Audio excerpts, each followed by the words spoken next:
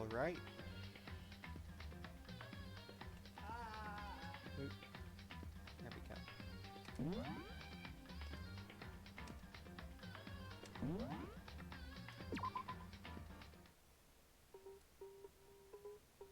God. Wait, we started? Yeah, Okay. we've started. So we have to gather clues.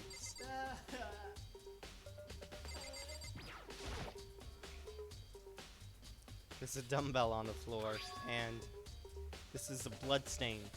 There's a blood stain on the dumbbell. No! The Monokuma file says uploaded that has a blunt object. Oh. Does that mean this dumbbell was actually the murder That's weapon? right. I don't imagine it could have been anything else.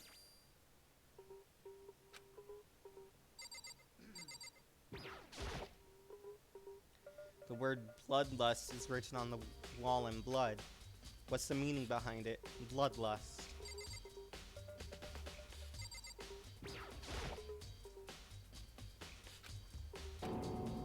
Very strange. But the more I look, the more strange though it is. This must be genocide Jack Kennedy. Well, but What? But we're still not sure who. Is that what you want to say? I wonder about that.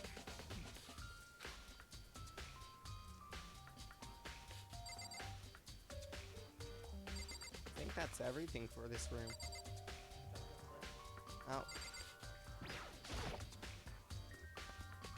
The poster's got some blood on it. It must have happened during the murder. Alright. I can't really leave. I guess I have to talk to him. If you have the time to talk. Okay, well, screw you. Oh, there's blood on the floor. There's a fresh blood stain on the carpet. It must have been splattered with blood during the murder. You had a real complex baby. You heard Shigeru talk about it, right? All I need is I need is stronger. Yeah, I do remember she said that more than once. Sure did. Which I guess explains the trip down here. But did she really need to get stronger that badly? You already mentioned it, but she was a girl, after all. Most girls aren't that strong. I feel like that's a bit sexist, but oh well. I don't know, man.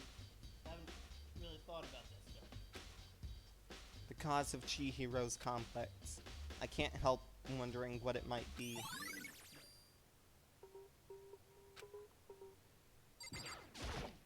I use this locker room all the time. Now it's become the site of Shigeru's death.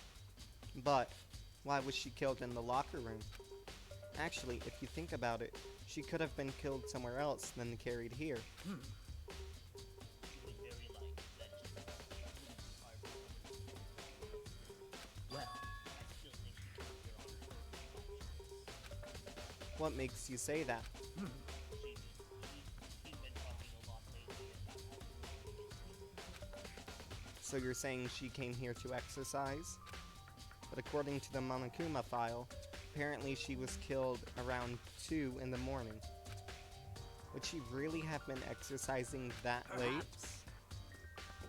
Ina or myself are usually in the locker room during the day, so she was probably avoiding it then. Avoiding it? Although he invited her to join us more than once, she never showed up. So I can only assume she was trying to avoid us. And instead, she came to exercise in the middle of the night? however, Perhaps, but it's difficult for me to imagine she would have come alone. She did want to start exercising, but she specifically mentioned she couldn't do it by herself. She needed support. So you're saying she could have come here in the middle of the night to train in secret? But that she would also... But that she also would have come with someone else. It's a possibility.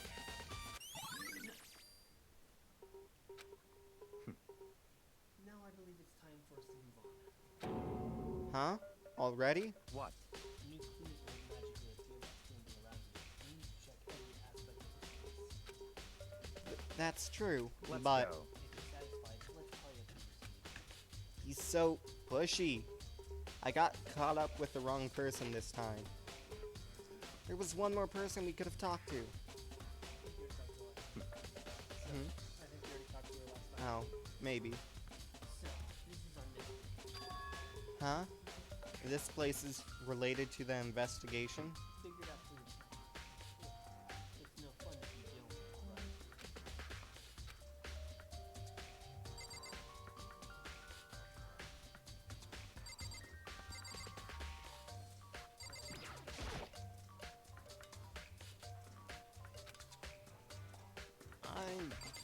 What's he talking about?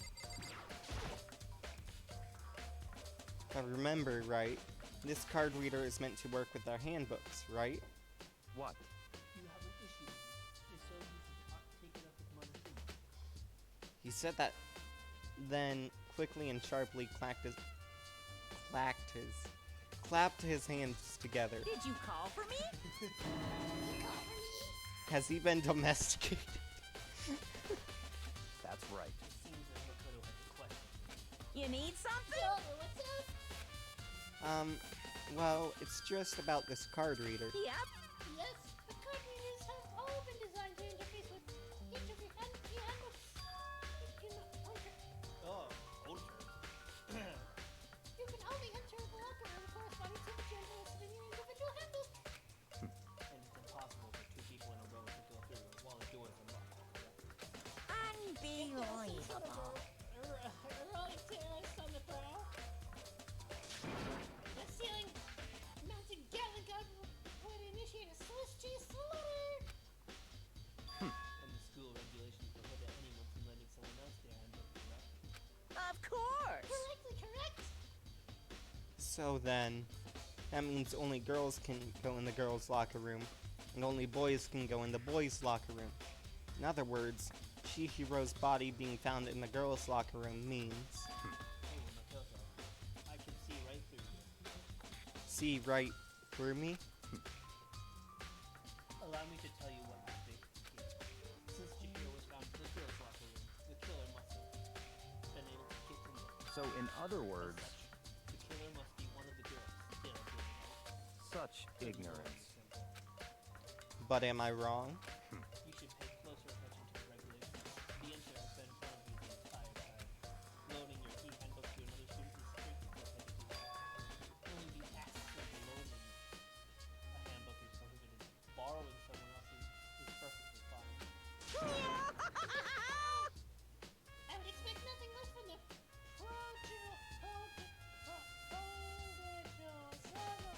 Prodigal.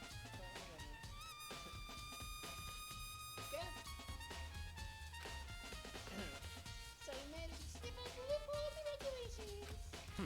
Knowing you, I would expect you created that person to add a little more excitement to me. You're treating me like a few little amateurs instead of being worse than I am. Now then, since the dead kill actually talk, they're not people anymore, they're thieves. Yep. Got it, got it? Wait, hold on.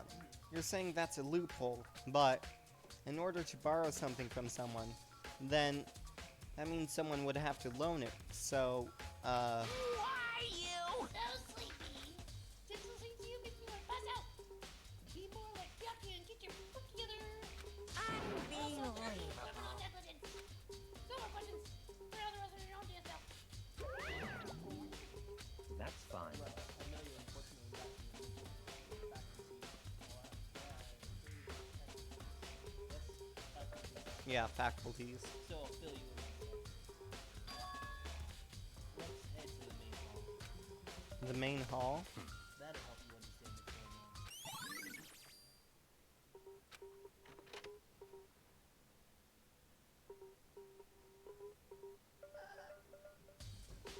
We came to the main hall.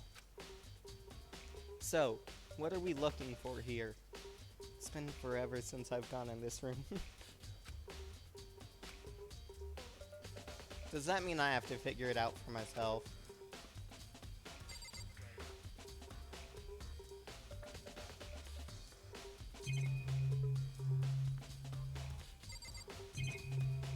There we go. There's a mailbox here. Could there be something inside? It's an e-handbook? No, wait. There's 3 of them. But what are they doing here? So, finally found them. Huh? Did you know these were here, Byakuya? I happened to find them by chance myself. It seems there's a system in place where the handbooks and dead things get delivered to the mailbox.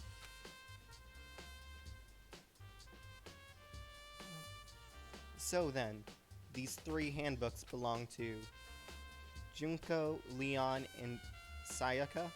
The huge door opened as the mailman comes in. I immediately turned on one of the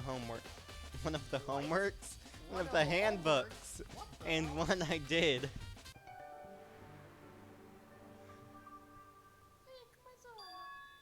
You're right. This is Sayaka's handbook. Now do you understand? This is the key to the loophole that I revealed earlier. Yeah, I feel like I'm starting to get it.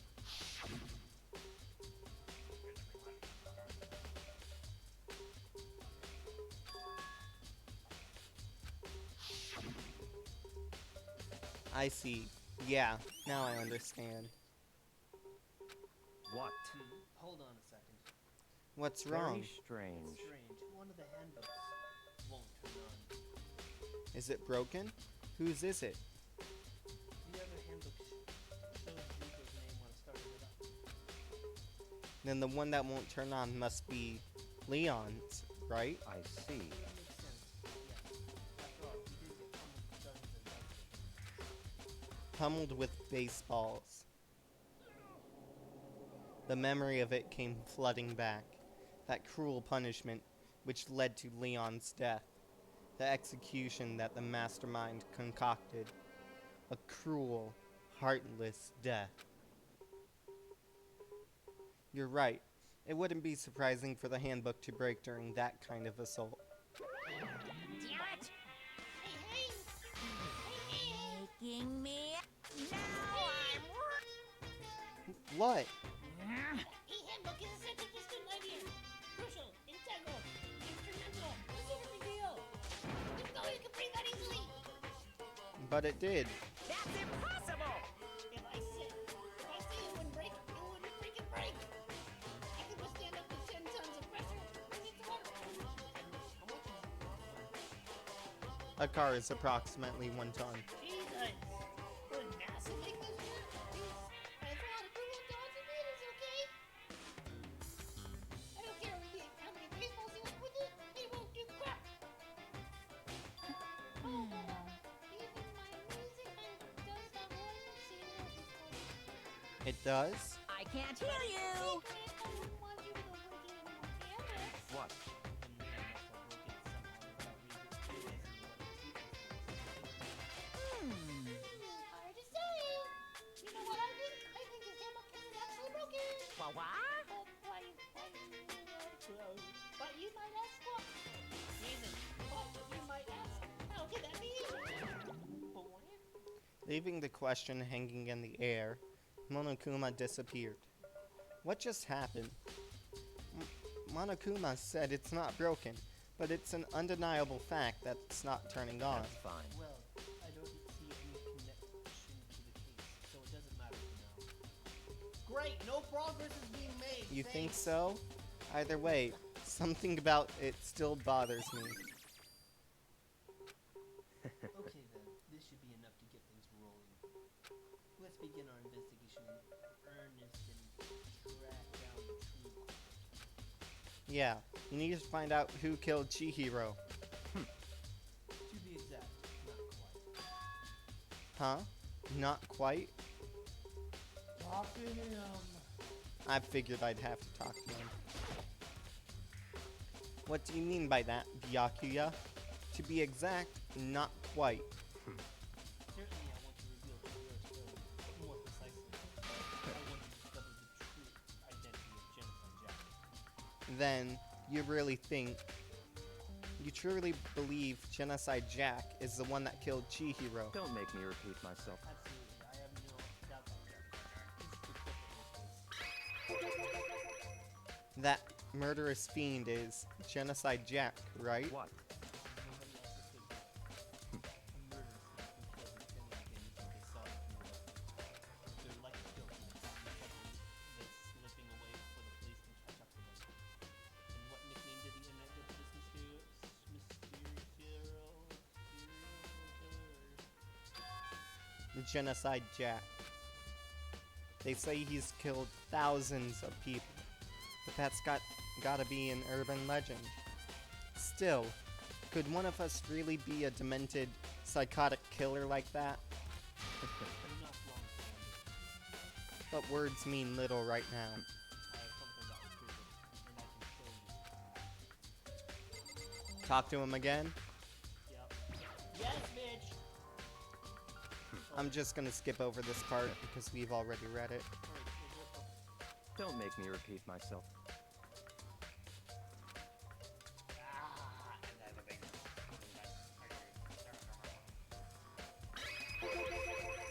Is there really proof? There's some way I can take you. This will prove all the evidence you need. It's all clear Evidence now. of Genocide Jack is the one that killed Chico. Evidence. Does something like that really? Ah, hey, you two. Big trouble. Need your help. I don't have time to play with you. Smug bitch. We're busy. Leave us alone. It's an emergency. Emergency. Come on, please. You gotta help me. Please. There's an emergency. Please, you gotta help me. Just calm down, okay, Hina? But it's An emergency? What happened? something's wrong with Choco. She's acting super strange. Well, I mean, she was acting pretty strange earlier, right? What should we do, Byakuya? Very strange.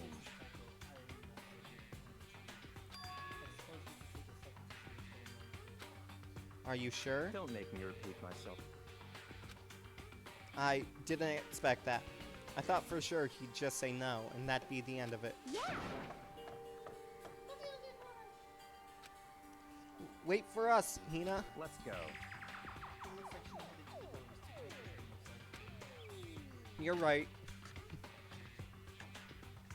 Oh, Toko. Is Toko inside? Some kind of emergency?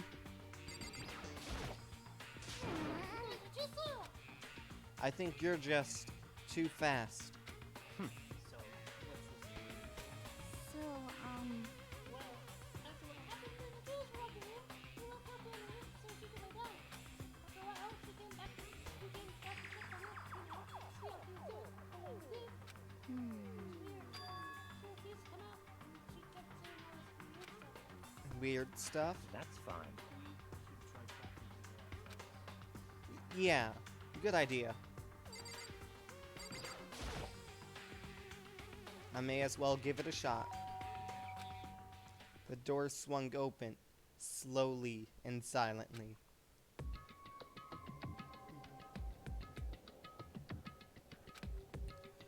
Holy crap! An aura of negativity flowed out from behind the door, forcing a gasp out of me. What? Oh, nothing. It's just that Hina was really worried about you, holding yourself up in your room. Leave me alone. Yeah, sure thing. But could you open up just for a second? Won't allow it. Huh? I won't let Genocide Jack have control. And just like that, she slammed the door in my face. What was that? She's acting like this the whole time. For a while,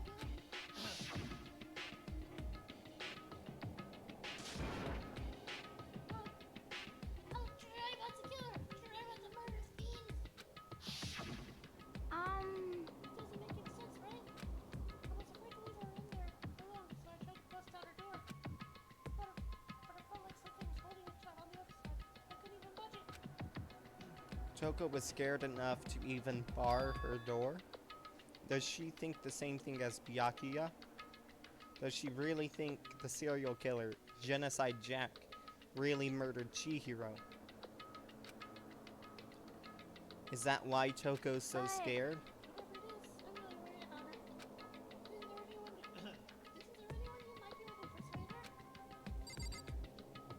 Mr. Bitch. Yeah? Pretty accurate name, too. Hey, Byakuya, do you think you could ask her to come out of her room?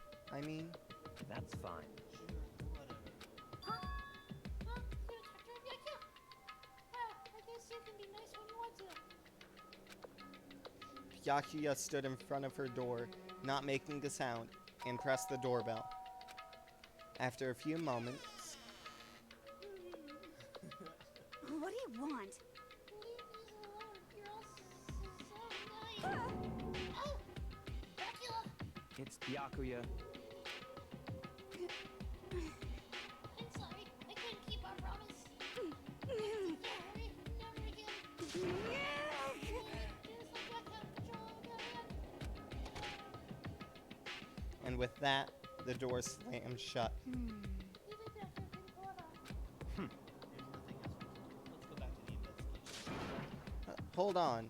Hey, Byakuya, what was Toko talking about just now? Something about a promise? Oh, What? I have no idea. Another one of your delusions, I'm sure. But, Stop talking. If I say I don't know, that means I don't know. Just let Hina take care of her. Oh yeah. Okay, I'll stay here and keep an eye out. Let's go. Well then, let's go. without waiting for a reply, Byakuya sped away. Byakuya! And I hurried to catch up. I tried to talk to him several times as we walked, but he didn't even look back, let alone say anything. He just kept on walking towards his destination. Finally, his feet brought him to a stop in front of a certain room. The library? Come on, let's go in.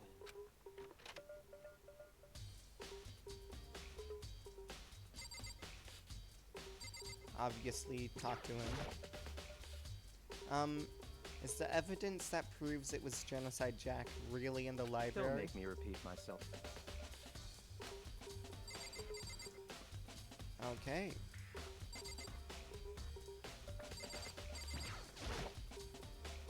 If I remember, on the other side of this door, it's the archive, right? Hurry up and go inside. Oh, Let's go. here? It all makes sense once you're inside.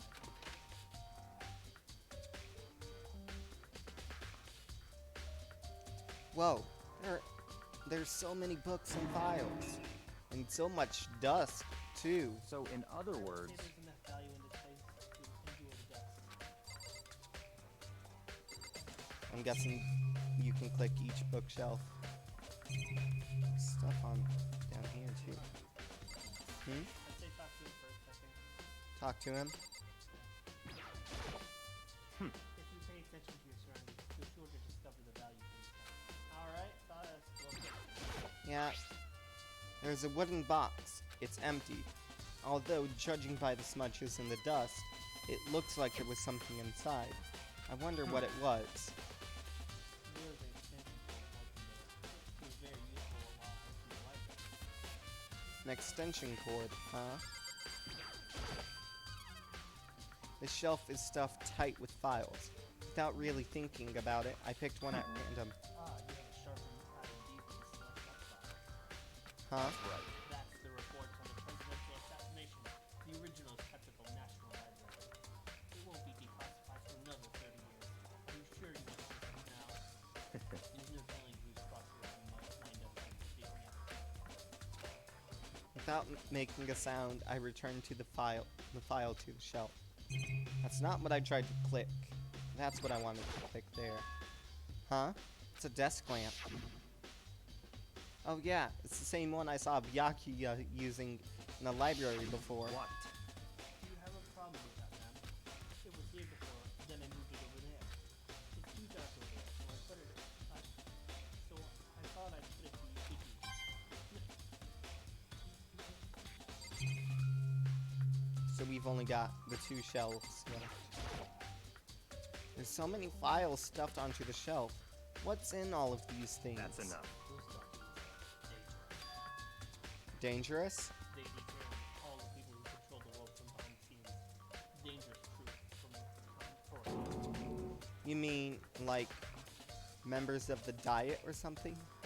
What? No, I mean the ones with real power, the secret council controlling everything from the shadows. If you're ready to be disappeared, if you are ready to be disappeared for it, that sentence. I don't think so. Maybe they're trying to. Maybe they want to say disperse. I don't know. Take a look. They are very, very interesting people. You're just kidding, right? Am I'll just let it go for now. Last one.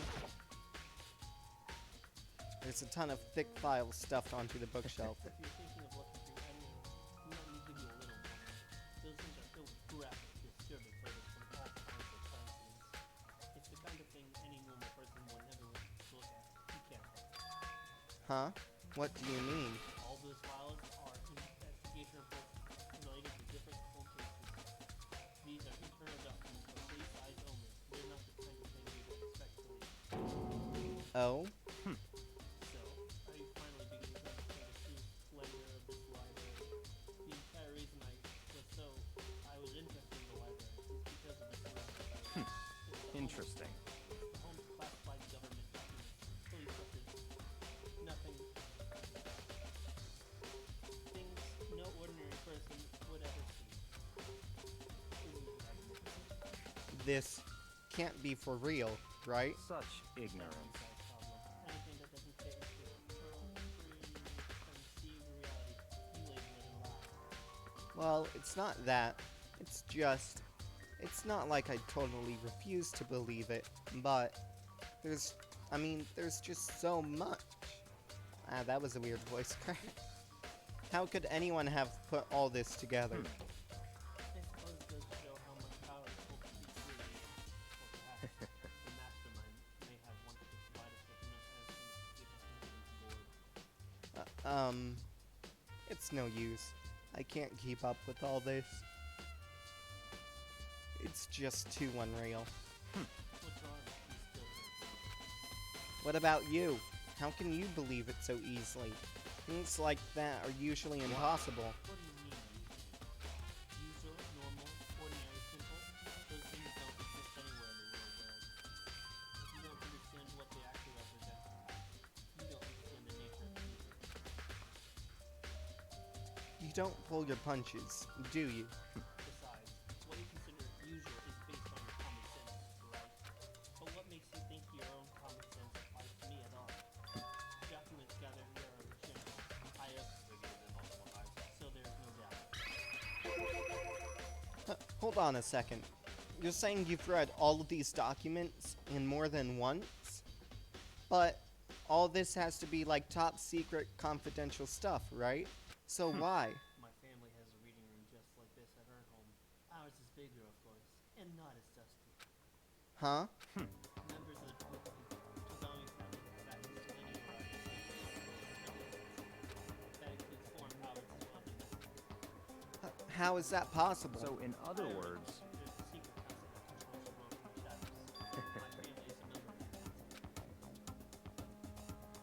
And I have within me the bloodline that will allow me to one day be the one who runs it. But to become such a ruler, I must know all levels of the world back from the influence. So whenever I have time, I like to review whatever documents become authentic.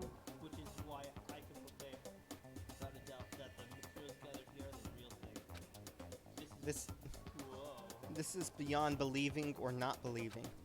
Byakuya is actually starting to scare me more than the actual mastermind. And that what always interested me and what always interested me the most was the whole case-based investigation reports. Reading those reports have always been a hobby of mine ever since I was little. Excellent mental competition is also more than a few of those cases just by reviews of their work. And among all the reports, one of my recent favorites was Jack. As he talked, Byakuya grabbed a specific file from the shelf. That's right. This is a complete case file. Every single report surrounding the genocide Jack case is compiled. Because there are so many, not even to begin, there are two notable characters known as genocide Jack. The first character is an every crime scene who will blood us written on the field of blood. And the second is that the body was suspended. Bloodlust is written in blood, and the victim's body is suspended. It's exactly the same as what happened to Chihiro. Save your surprise. The best part is yet to come. For the second character, the only ones who knew about the particular fact were members of the case. By all accounts, nobody in the media could Huh? In other words, no one on the news, no one online, nobody knew about that aspect of the crime. Only key officials and the killer himself knew about this act of mounting the victim. Now, if you recall Chihiro's corpse, her body was almost certainly mounted in this fashion. So, how could the killer have known about suspending the That's victim? right. That is the question. Yes, but in fact, the answer is quite simple. So, in other Killer words, isn't a copycat killer. It's the real genocide Jack. in other words, That right there is the evidence that Genocide Jack has hidden himself among the rest of us. Then Genocide Jack really is such a brutal, fiendish killer. He's really walking around. interesting. Things are really starting to get interesting, aren't they? I never imagined a killer with such a reputation would ever become part of our little game. Now, don't you think it'll be good for you to take a look at what I've already seen? You might just manage to infer how quick we were. Such In ignorance. doubt. If you get down on your knees and beg, I might even show you myself. So do I have to talk to him again?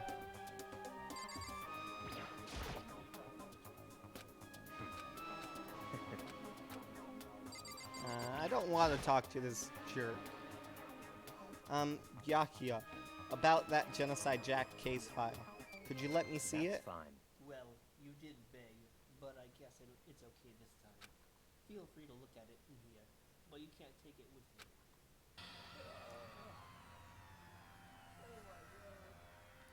Byakuya handed me the file, and I flipped through it with tense, nervous fingers. Suddenly, my hand stopped. I had reached a page where photos from the scene of each crime had been collected. The names of Genocide Jack's victims ran on for several pages. Ken Harada, 32. Tetsuhiro Honda, 17. Shoji Gaku, 23. Kano Issei, 14. Takashi Yoshida, 30. I'm not gonna read the rest of the names. There was no end to it. But one thing became perfectly clear as I read. All of the killer's countless victims were killed and suspended in exactly the same way.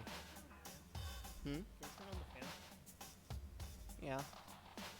Just turn the dial back there above the heater. It's supposed to be at 1 all the time.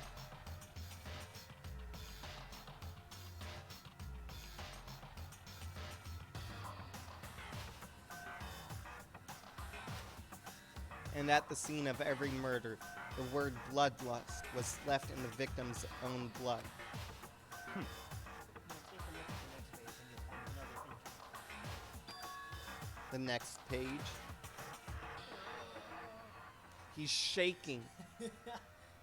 Profiling results.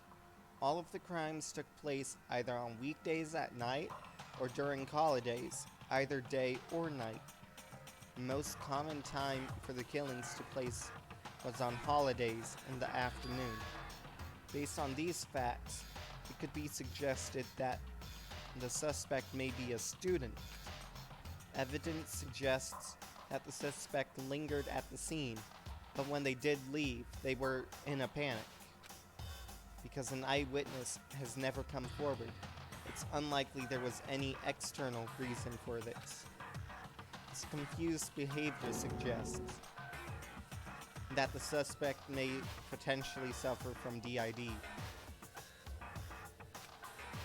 So, in other words, Yeah, The key point here is that the culprit may well have a split personality. a split personality, like the kind of thing you see on TV. It's not only on TV, but it's more common there. So I'm part of another totally unbelievable story. But this one is way more unbelievable than anything else up till now. Or maybe it really isn't. I don't know. I feel like my mind has gone numb. let's go. Alright, we should get going. Huh? Where are we going? Anywhere but here. We finish our business here. Haven't we? Ah, wait. Yakuya. As usual, Yakuya turned and left without another word. I hurried out of the library to catch up. Well, this is where we part ways. I have some things I need to take care of before the trial. Huh?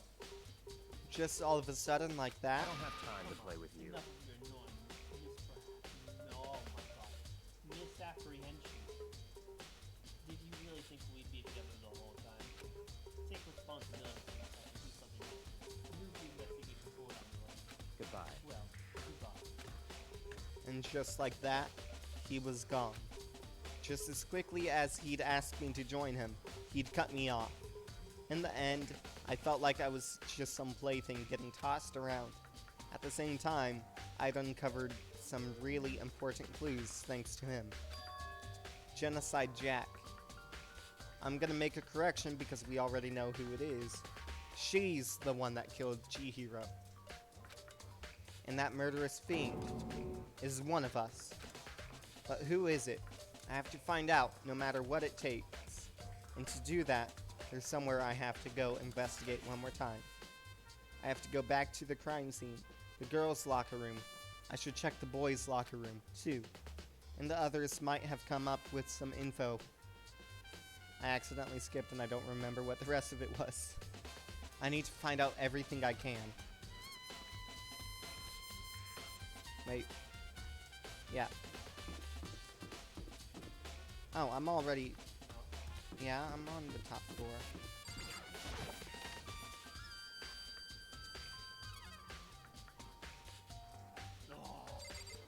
I'm ignoring that guy.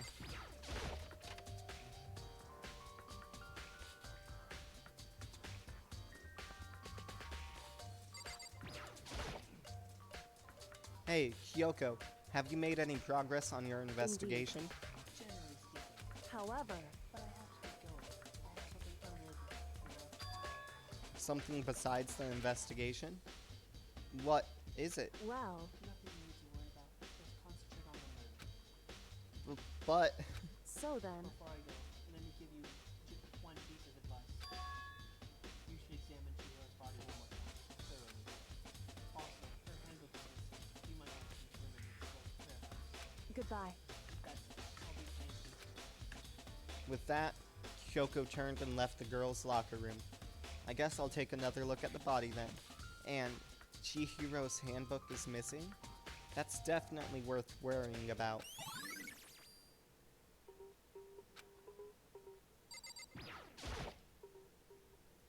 Kyoko said I should examine the body one more time.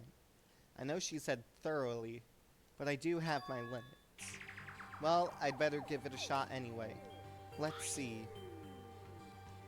Chihiro's hands are bound with what looks like some kind of rope.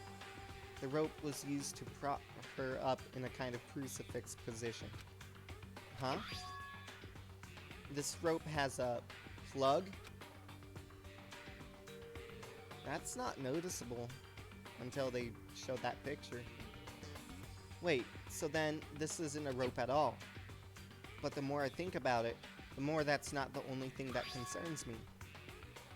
Chihiro's fatal injury was the blow to the head, which means someone struck her in the head in order to kill her. That's right. There's the issue of her being suspended and the fatal blow. At first, I didn't see any reason to think too much about either of them. But seeing them again after looking through the Genocide Jack file, something's not quite right. What does this all mean? Well, the one most likely thing to tie all these mysteries together is the true nature of the rope that was used to suspend Chihi. And to figure that out, there's a certain place I must revisit and look over again. Plus, it might help to look at the Genocide Jack case file one more time. Alright, go to the boys' locker room. Talk to people. Oh yeah. Damn. Chihiro's presence was here. Especially weak. Her body was dead. No forgiveness! To target such a helpless being, it's unforgivable. What a wretched beast to do such a thing. I cannot forgive it.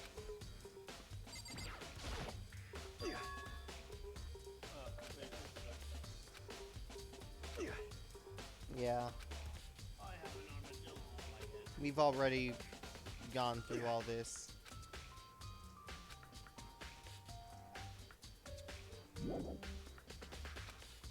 What else is there to check? Maybe check this again? Check the blood. That should be it.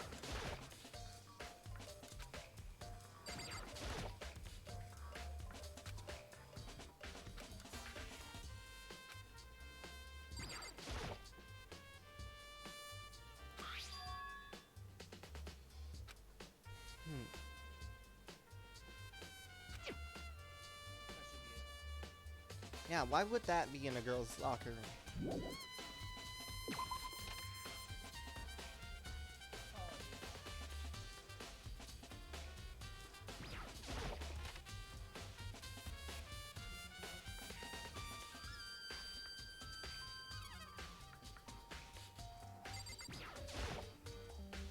Huh? This poster. It's a popular boy band called Tornado. Somehow it doesn't quite seem to fit in the boys' locker room. Oh, but wait, that reminds me. The poster in the other locker room is... That's right. There's definitely something strange about this. In the boys' locker room, there's a poster of a popular boy band. And in the girls' locker room, there's a poster of a big-breasted swimsuit model. Could the posters have been switched? But if they were, why? What reason would anyone have? Maybe I should talk to someone who knows a little more about the locker rooms. and then on the floor. Shit stain. There's a strange stain on the carpet. What is it? And then back to the girls' room and then talk to Sakura.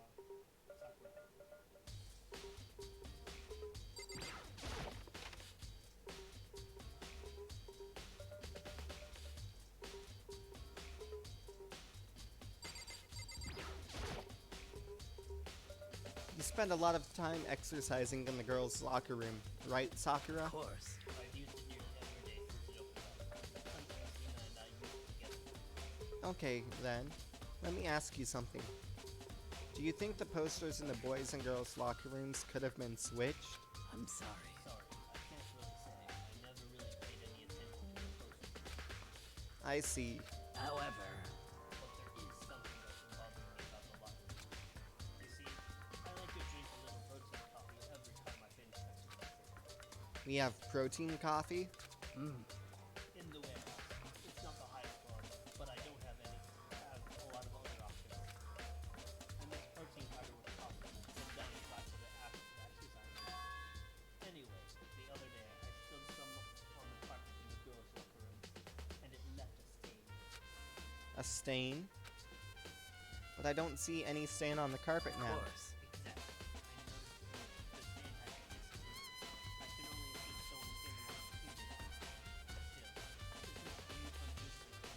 came along and cleaned it off. Still, it's not unusual, as if there was never a stain to be appeared to. That's because it's in the boys' locker room. Now back to the library. Yeah.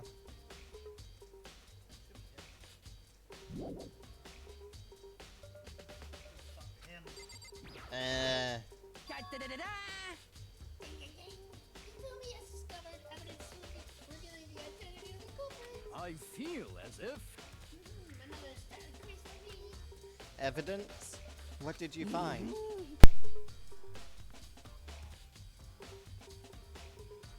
We'll be right back.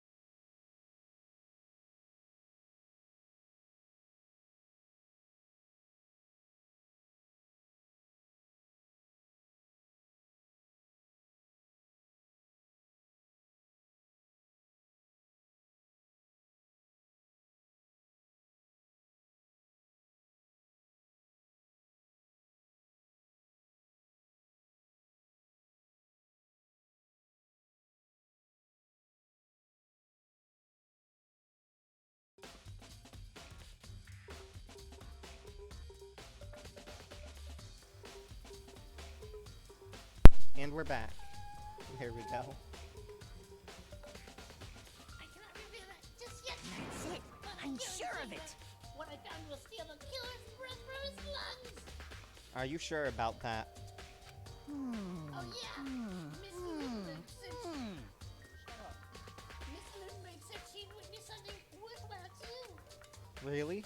What did she see? Well, She it refused to would tell me. seem. It's like when a girl bullies a boy she likes, right? Right? Okay, so where is Celeste now?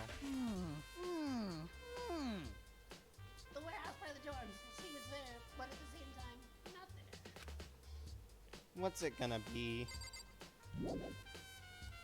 Library or warehouse? Library, 'cause Okay.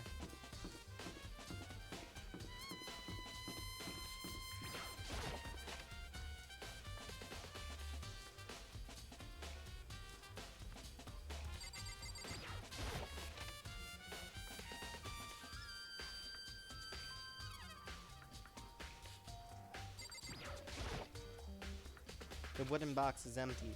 The extension cord was in there before. I want to take another look at Genocide Jack's case file. I know it was around here somewhere. Huh? It's gone. Did someone take it out of the archive? But the only one who would do something like that. I can't think of anyone but Yakiya.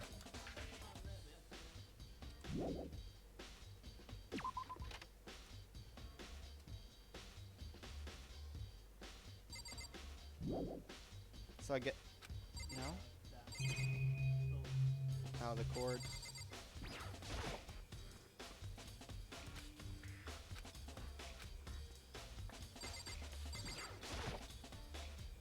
Huh? The lamp won't turn on. Oh, I see. It's not plugged in. The lamp's cord isn't long enough to reach the outlet from here. But last time I saw it, it was definitely on. And it was definitely right here. Oh, that's right. Yakiya was using an extension cord. But there's no extension cord here now. I wonder if... Now we've got that information. And now we have to go find Celeste.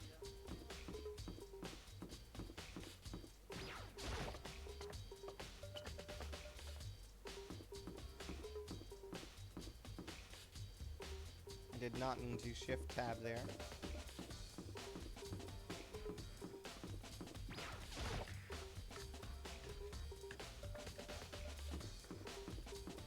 Warehouse is here.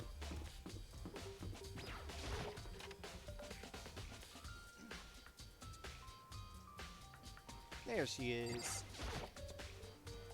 Celeste, what are you doing here? this warehouse is amazing. It has absolutely everything one might need to live a full life. From food to clothes to towels. There's an endless supply to choose from. I see that, but have you found anything related to the case? Most I knew you were going to unfortunate. ask me that. I was talking about the warehouse itself might misdirect you, but I see it as well. Then you did find something. Very well, I will tell you, and you only. Actually, Last night, I saw him and the girl was in the warehouse. What? Really? indeed. This was right before nighttime. What are you doing out this late? Oh, I was just. Are you planning to go exercise, perhaps? What?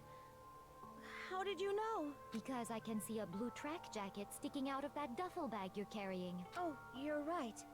Thanks. Well, I'd better get going. I'm kind of in a hurry. She stuffed the jacket into her bag in a hurry. It was almost like she was trying to hide it. And just like that, she was gone. Yes, indeed. She was merely stocking up to go exercise in the morning hot. It would appear she ignored the nighttime rule and headed directly to the girls' hostel room. If she hadn't broken our rule, none of this ever would have happened. You get what you deserve or something.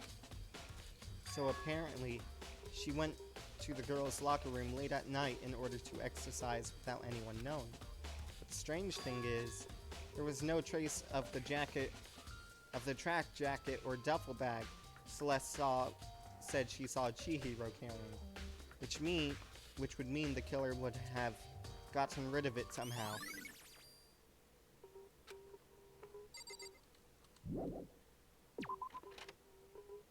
I think I know where to look.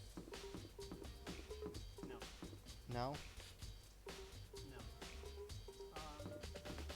You gotta find the, so go on the map. Oh, duh. No. Here we go.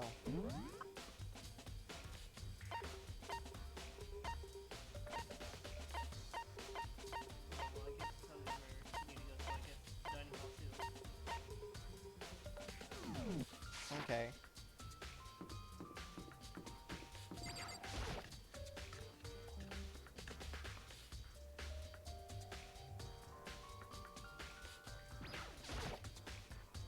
Oh, Hina, how's Toko doing? Seen this before. She will come out, and she keeps remembering about something about genocide. Yeah.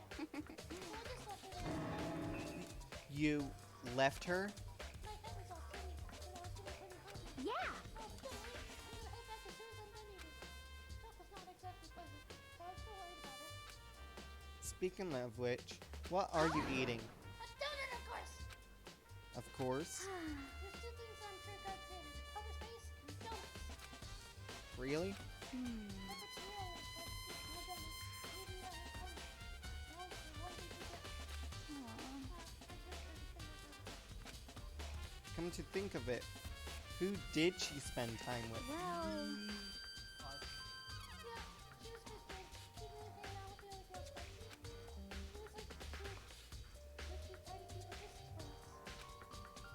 Actually, Sakura said something similar. She said that even though you and her invited Chihiro to exercise with you, she always refused. yeah, totally. It's true. And it wasn't just us either. It was like Zero and all other girls. Was she just shy? I don't know. She talked to the boys all the time. Isn't it kind of weird to be shy? Shy around your own sex, but to be terrifying with the opposite sex? Ah, Oh wait, maybe she was used to their story with the losses she did still parts of her. You think so? I never really saw her as that kind of girl. Yeah, there we go. It's trial time! I'm getting tired of waiting. Shall we just plunge right in? It's the moment you've all been waiting for. The class trial. You remember where to meet, right?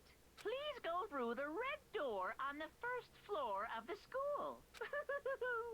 See you soon. Begin the class trial, or it's about to begin. The red door is right through here. Here we go.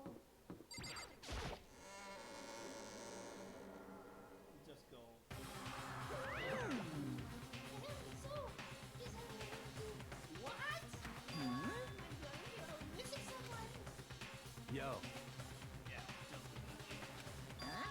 And Coco is? really don't remember.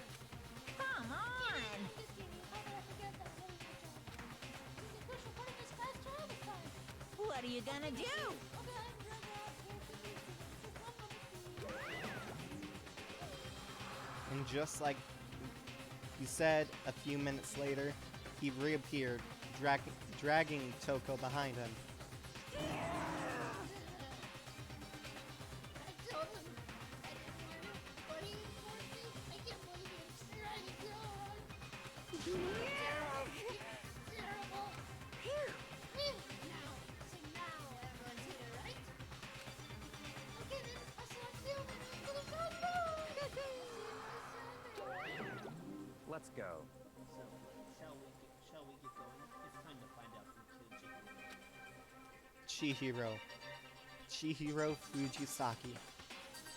She was so gentle, so calm and meek. Nobody had any problems with her. Someone made the choice to kill a girl like that. And that murderer is one of us. Someone standing right here.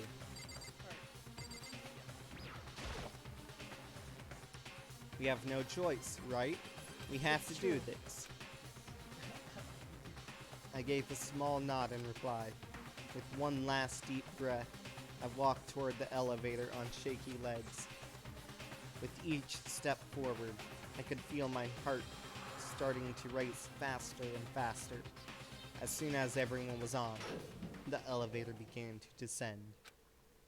I couldn't get a handle on my emotions, couldn't stop speculating.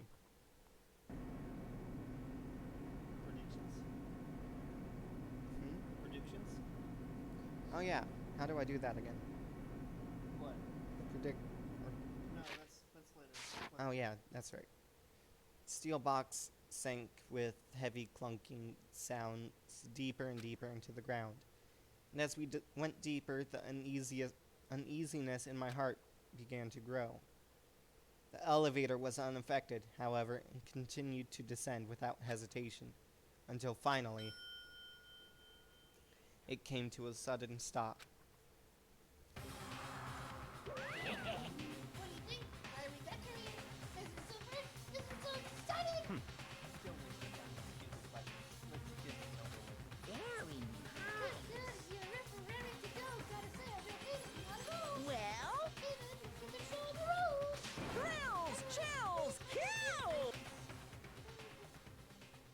And so, the curtain opened once again. A deadly judgment, a deadly deception, a deadly betrayal, a deadly riddle, a deadly defense, a deadly fate, a deadly class trial. Yep.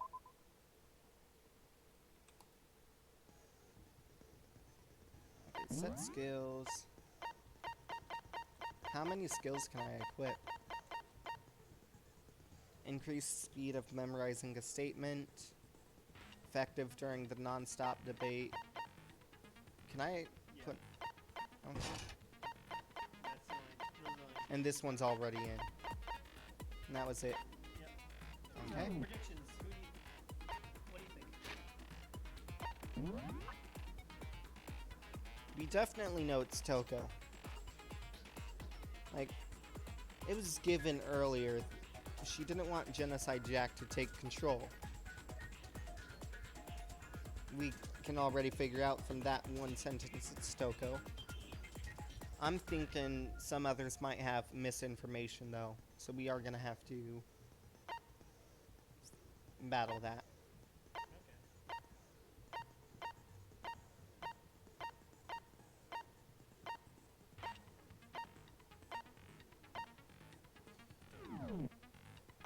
Okay, I think we're good. Ready? Let's do this. Preparations are done. Let's begin with a basic explanation of the class trial.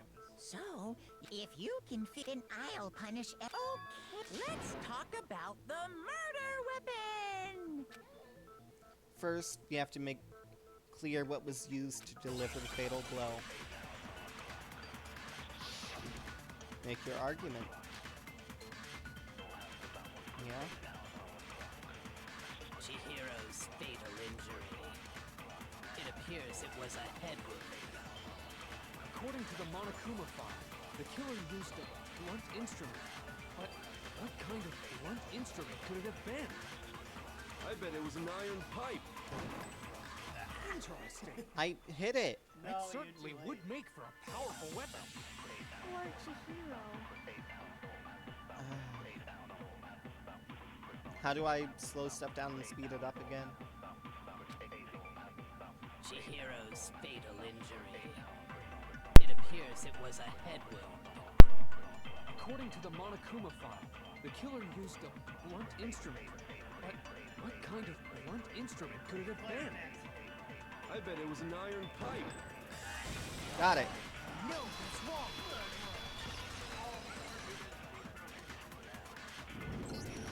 Can we agree that the object that dealt the fatal blow was the dumbbell? Found at the scene of the crime? It was covered in blood. And there was nothing else at the scene that could have caused that kind of injury. And the wound on the victim's head is consistent with the shape of the dumbbell. As far as I'm concerned, there's no mistake and no room for doubt on this one. You looked at her head wound? Yay! That's so creepy! If you don't mind, I will proceed from here. Let's move on to discussion of the culprit. Although, I believe the criminal behind this heinous act is already quite clear. What? For real? Chihiro's killer is the fiendish serial killer, Genocide Jack. Genocide Jack, the fiendish serial killer. Did he really kill Chihiro?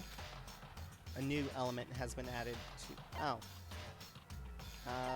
Yeah.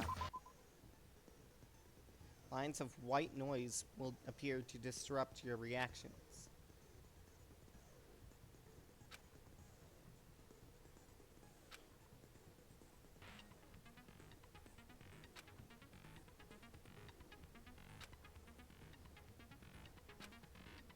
Okay, that's interesting. Isn't that what we're on, though? I think that's what we put it on. We'll see in just a moment.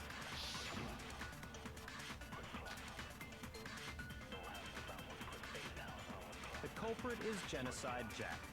I'm sure. Case closed, as far as I'm concerned. But that's impossible! Why? What makes it impossible? Well, I mean, come on! There's just no proof for it. No, that's wrong.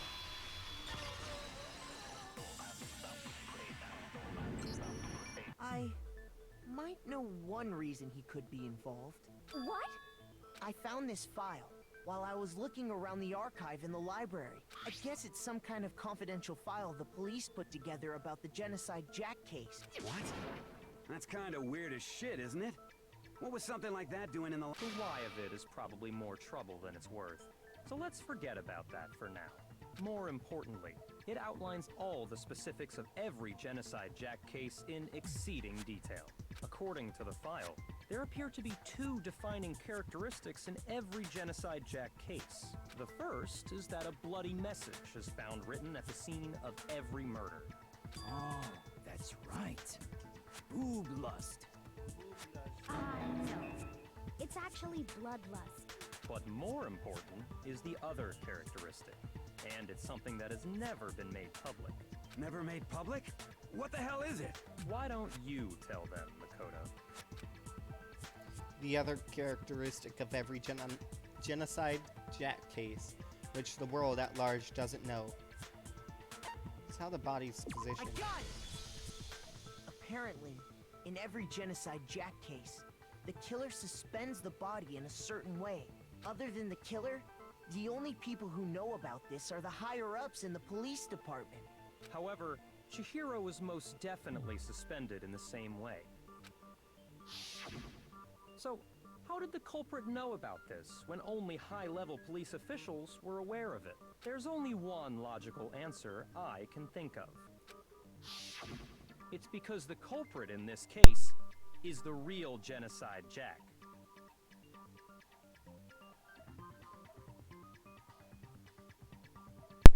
No fucking way!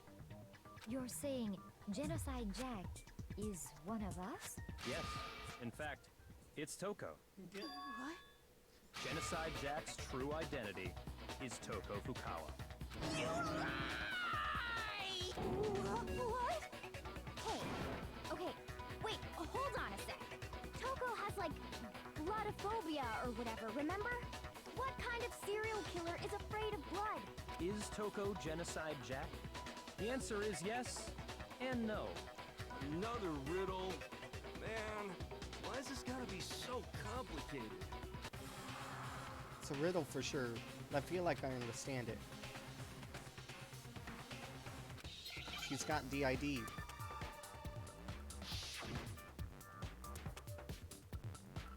I don't remember how this works.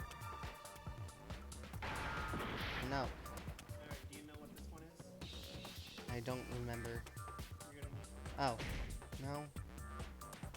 S. What is it? S. You said S. I shot S. Oh.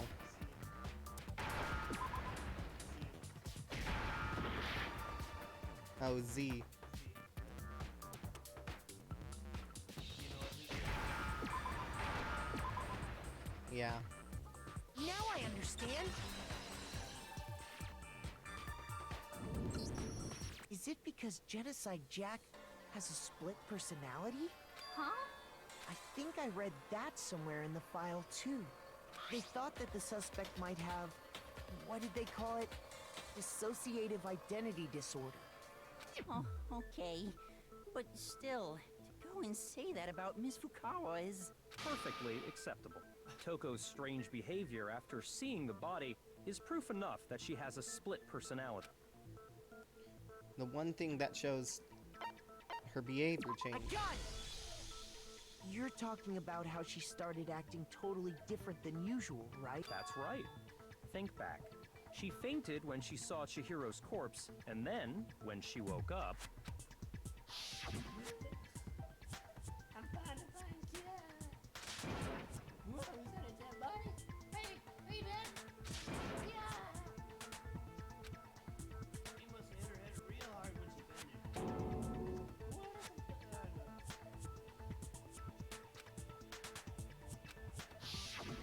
She was acting funny, that's for sure. That melancholy tone of hers completely disappeared. Don't go assigning adjectives to my tone without permission. Not to mention, once she regained consciousness and saw Chihiro's body again, she was utterly calm. In other words, within her is one personality that can't handle blood, and one that obviously can. So when Toko trapped herself in her room, it's because she was scared of Genocide Jack?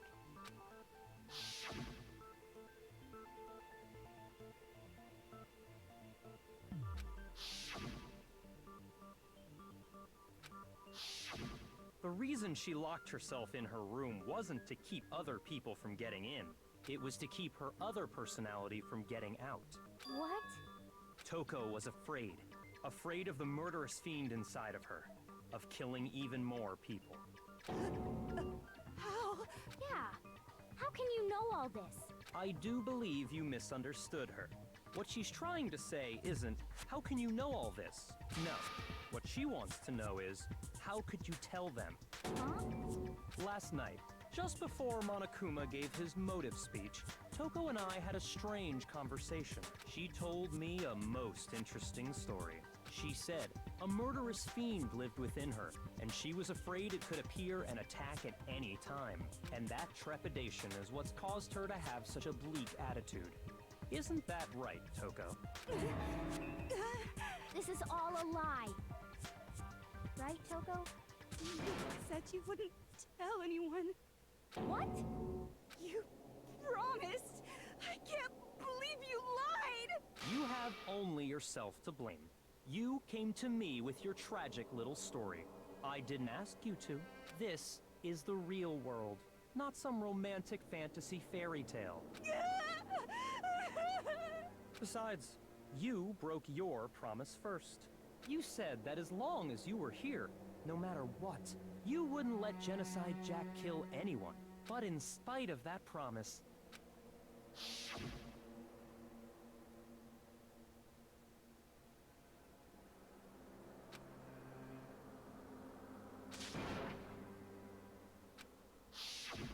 You said if I kept my promise, you would go out with me. That's the only reason I promised. how many times do I have to tell you? I never said that, but you weren't able to do it. You just couldn't resist that rush you got from killing, could you? I tried. I swear I tried to control it. But your efforts were useless. What a disappointment. I hate you. Well, the opening act is nearly finished. All that's left is to hear from the person in question directly. The person you don't mean.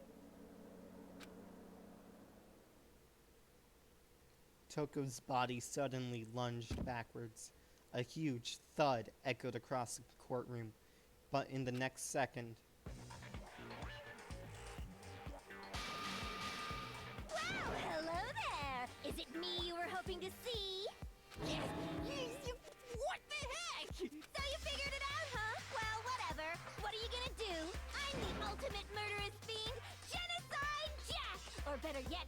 with Genocide Jill! What the fuck is this? Toko, what happened to you? Not Toko, that's a loser name. And what happened is a textbook split personality. So what if one of them happens to be a serial killer?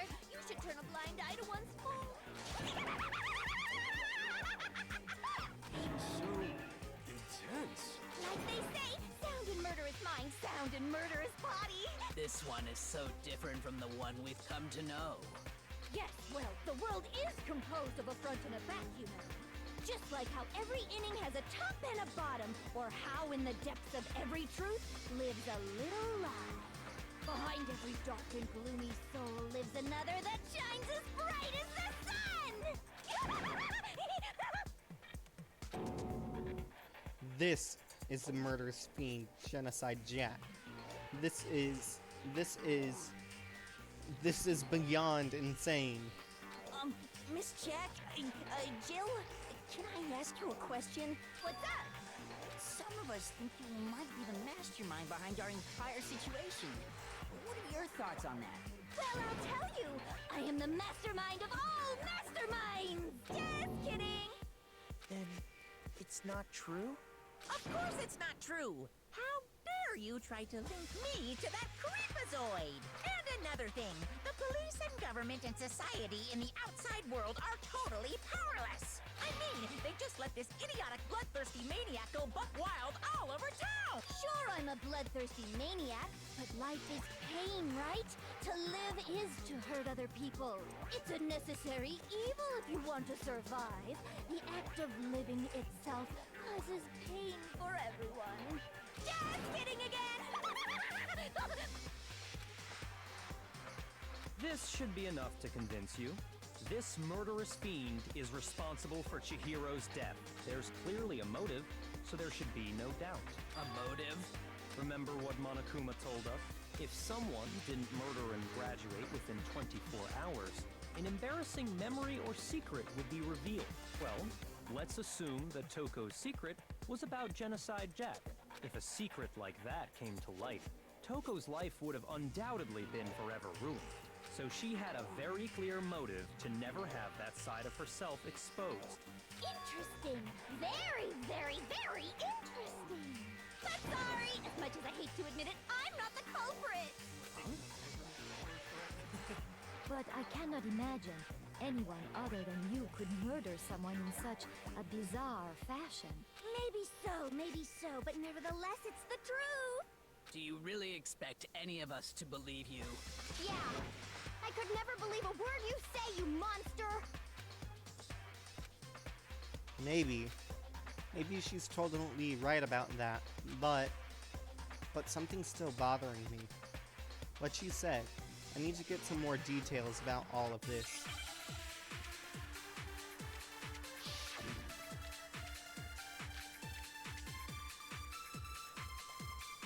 Sorry, but I didn't kill anyone! You say that, but do you really expect any of us to believe it? Perhaps if you had an alibi, that would change things. Oh, an alibi, huh? Now we're talking! When you compare your past murders to this incident, the modus operandi matches completely. What more proof do we need? Give it up. You killed her. Okay, so I know where it goes.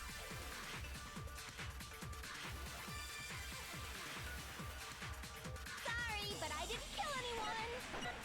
You say that, but do you really that was expect any of us to believe it? Perhaps if you had an alibi. Oh, an alibi, huh? Now When you compare your past murders, the modus operandi matches complete. What more proof do we need? Give it up. You killed her. sorry, but I... You say that, but Perhaps if you had an... Oh, an alibi! When you compare your past murders to the modus operandi matches completely. What more proof do we need? I saw. Give it up. You killed her. Sorry, but I... you say that, but Perhaps if you had an... Oh, an alibi! When you compare your past the modus operandi matches completely. No, it's wrong.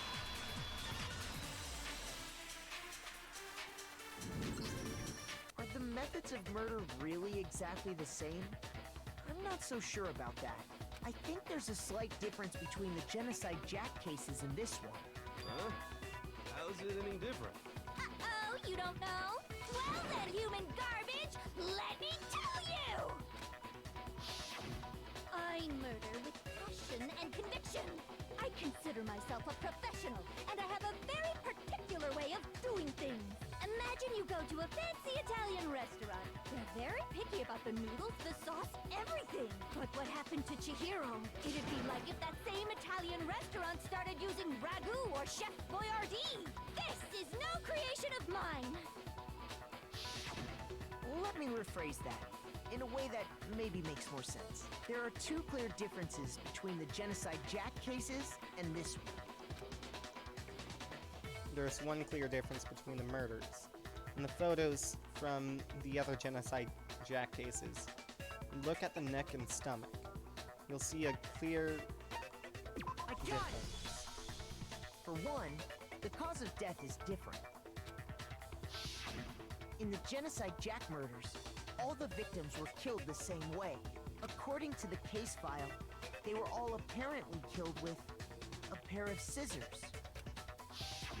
But Chihiro died from a blow to the head, right? Ah, yes. That is remarkably different from the other murders. Wouldn't it be strange for someone who kills the same way without fail to suddenly change their method? I know who it is now. Yakiya. He's the only person who would know about the And tying there's thing. more. One Besides the more killing. conflicting detail. That's right. In my recipe of murder, if the bloody message is the tortellini, then the arrangement of the body would be the pesto sauce. Could you please stop comparing killing people to cooking? So, are you saying the other difference has to do with how the body was arranged?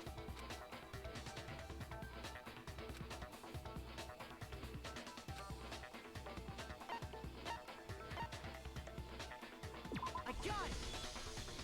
Do you remember what the killer used to suspend her? They used some kind of rope to hang her up by her wrists. What is your point? Well, in all the previous Genocide Jack cases, something else was used to suspend them. Specifically, pairs of razor-sharp scissors. And guess what? I used my own specially designed scissors for the murders and the arrangement. Like I said, I'm a professional, so naturally I'm very picky about the tools I use. And you know what else? Big Mac said there's two differences, but he's wrong. Big Mac? Are you referring to me? Listen up, Big Mac. There's actually one more difference. Huh? My word, you really didn't notice? Take a look at who the victims were in each All the Genocide victims Jack were male. case. There's a pattern there, just waiting to be discovered. A pattern? Figure that out, and it'll be plain as death why I couldn't have possibly killed that little lolly girl.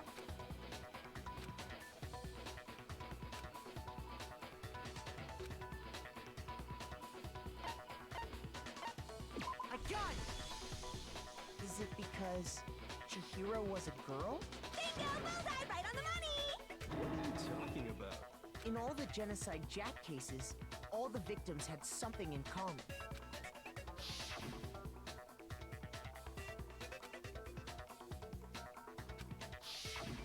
They were all guys? That's right! The people I killed with such passion and conviction are all adorable little men! I can't believe I said it! I'm so embarrassed! The hell is wrong with you? I can't help it! I'm just a full-throttle boy-on-boy fangirl, and the movie side of me just hates it. But now I'm on the fast track to becoming a full-fledged fan madam! So, since Chihiro was a girl and not an adorable little man, you wouldn't kill her? Would an Italian chef suddenly start making ramen just because they're both noodles? Don't be stupid. I have too much passion and conviction to cross that line. That's the absolute reality of the one and only. We get it. You've clearly explained your hobby and your philosophy. But that's not all there is to it. It's a different matter entirely. When you're forced to kill in order to survive. Quiet, lowly cur! Lowly? Cur? I would never kill for a reason as petty as mere survival. And if by some fluke I did kill to survive. Why would I bother with the message and arrangement? It'd make me the obvious suspect! That does make some amount of sense. Plus, whatever reason I have for killing, I would never leave out my prized scissors. Who would go out of their way to use a big, stupid, heavy dumbbell? Maybe you used the dumbbell because you couldn't find any scissors in the school? Any scissors? I don't just use any scissors. I only use my own set of high-class, envy of the entire world scissors! Okay, whatever. There still aren't any in the school. Are you sure about that? Da-da-da-da! She's fully equipped! That's right! So I can kill anywhere, anytime! Why would I resort to dumbbells or rope when I have my trusty scissors by my side? Go ahead, tell me I'm wrong! You can't, can you? Gutter dogs, all of you! Not to mention, I have no clue how to tie a good knot. So rope's totally out of the question anyway! I have no idea what's going on anymore. Could such a heinous villain really be innocent? But the body really was suspended, right? And nobody but the police knew about that. Yeah! That's why we figured it had to be the real deal, and not some copycat killer or whatever.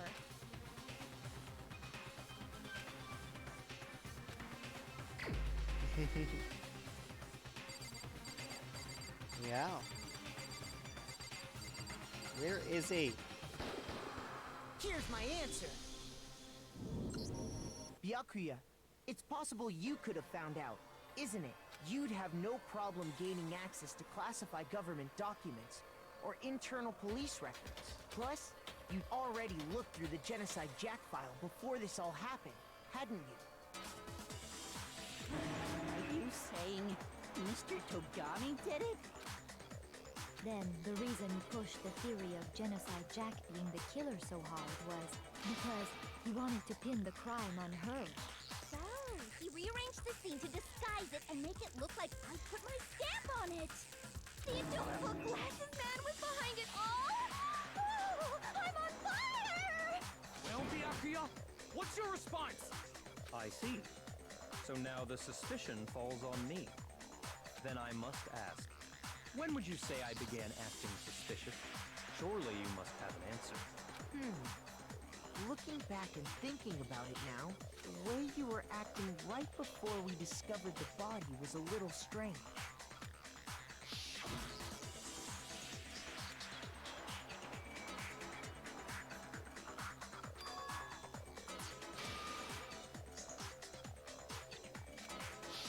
You wanted to go to the girls' locker room right away, right? But since you're a guy... I should have naturally thought of the boys' locker room first. Is that what you want to say? The victim was Chihiro, a girl. Hence why I said we should check the girls' locker room. Nothing strange about that, I'd say.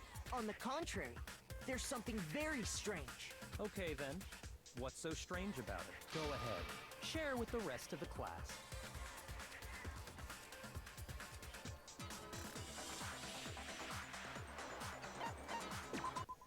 Okay. Truth flashback. If you aim at a weak spot and hold down the left mouse button, you'll memorize that weak spot.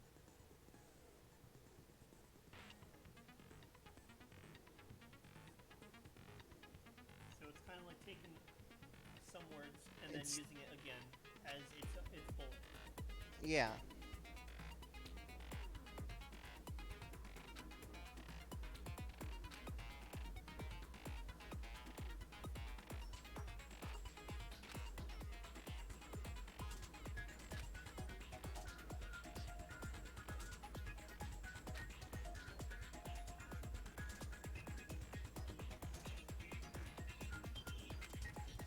So we have to use flashback.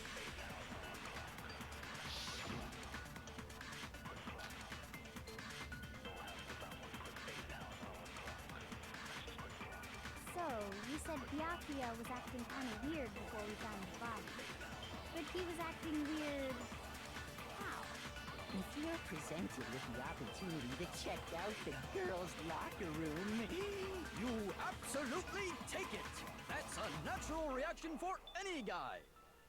The victim was Chihiro, who was a girl. So of course I would suggest we check the girls' locker room first. There was no time for pointless distractions. What's so strange about that? You wish you'd taken me with you. Okay, so I know which one to grab. Grab the first one, shoot the second one, because there's only two. So, you said Byakuya was acting kind of weird before we found the body. But he was acting with... If you're presented with the opportunity to check out... That's a natural reaction for any... The victim was Chihiro. no, that's wrong.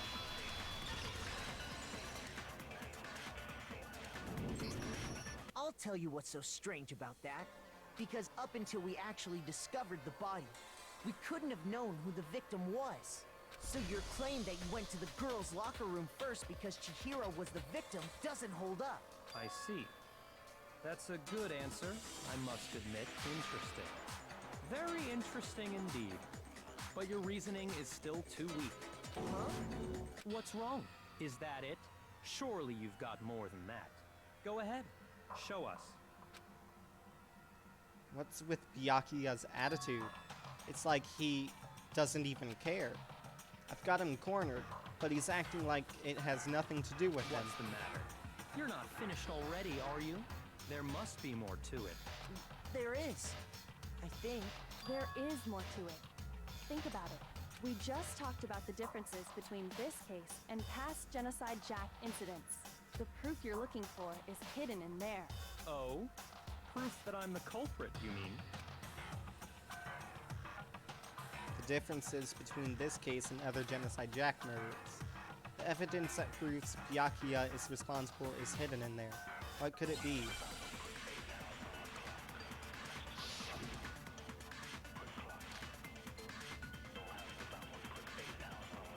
What? The difference between the cases? You want me to explain it again? When I want to kill, I use my very own special scissors. And I use those same scissors to arrange the body. But Chihiro was suspended with... It was some kind of rope. Was it not? That's right! It absolutely was! Then there must be something very fishy indeed about that rope. Hey, Byakuya, where'd you get it from, huh? I'd never seen that rope before in my life. Obviously, somebody else must have had it hidden away somewhere. What? The difference? You want me to explain? When I want to kill, and I use those same scissors. But Chihiro, it was some kind of... That's right! Then there must be something... Hey, Byakuya, where'd you get it from, huh? I'd never seen that rope before in my life. I knew where I was aiming. I aimed where it wasn't going to be. Actually, I'm pretty sure you have seen it before. Because, you see, that rope, or should I say, that extension cord? What? An extension cord? Byakuya, you've used the extension cord in the library more than once, haven't you? And the same extension cord that was in the library all this time went missing after the murder. And there's no way someone who uses that extension cord as much as you do wouldn't discover that fact. And Byakuya must be the one who took the extension cord. I can't imagine any other possibility. That's really what you think? Then your conclusion is something like this? I killed Chihiro in the girls' locker room, then hung her up and wrote that bloody message. I intentionally made it look like Genocide Jack was behind it. Is that about right? He's doing it again. He's totally calm, totally unconcerned, as if he's not even involved. Wait, not even What's involved. wrong?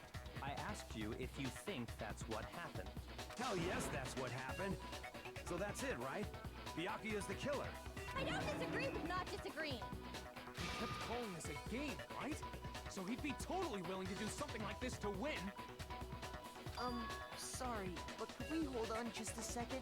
I think we need to talk about this a little more. Do we really need to? We've already decided who did it. I know, But still, there's something that's still bothering me. Is that right? And what, pray tell, is still bothering you? I killed her in the girls' locker room, then disguised my crime. Specifically, I dressed it up to make it look like it was the work of a homicidal psychopath. What about all that bothers you? What was that just now? Something's not right. Chihiro's body was definitely found in the girls' locker room, but does that mean... Can I really just accept what Byakuya said as the truth? No, I don't think so. There's definitely something off about what he said. You say you killed Chihiro in the girls' locker room, right? But are you sure about that? Isn't it possible that the murder took place somewhere else? How disappointing. What kind of question is that? Even in the world of disappointments, this is a true letdown. She was found dead in the girls' locker room. There is absolutely no question about that. How could the scene of the crime have been anywhere else? Well, I think it's entirely possible that she was killed somewhere else, then carried there later, along with the rest of the murder scene. The rest of the murder scene? That was awfully specific. Please tell me you have a reason for saying all of that. I believe I do. Hey, Byakuya, did you just take off your guard? Yes, he did. When the story suddenly moved to the crime scene, Byakuya, who had been so confident up until now, maybe Byakuya never even realized that the actual scene of the crime could have been somewhere else. Don't just move on without permission! What do you mean she was killed somewhere else? Come on, Makoto. If there's any chance the murder took place somewhere else, let's see the proof.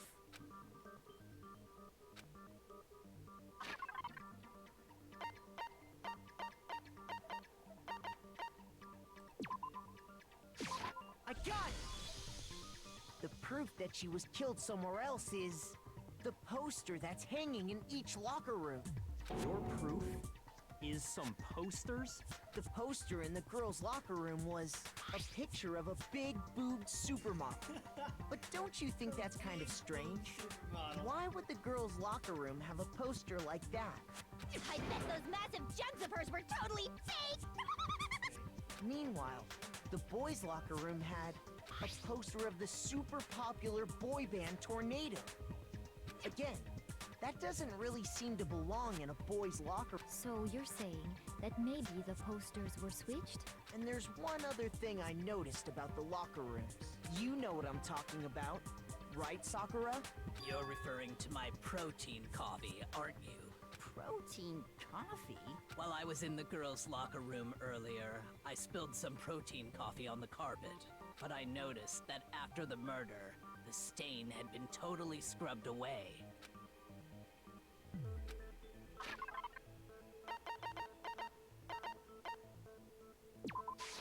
I got it!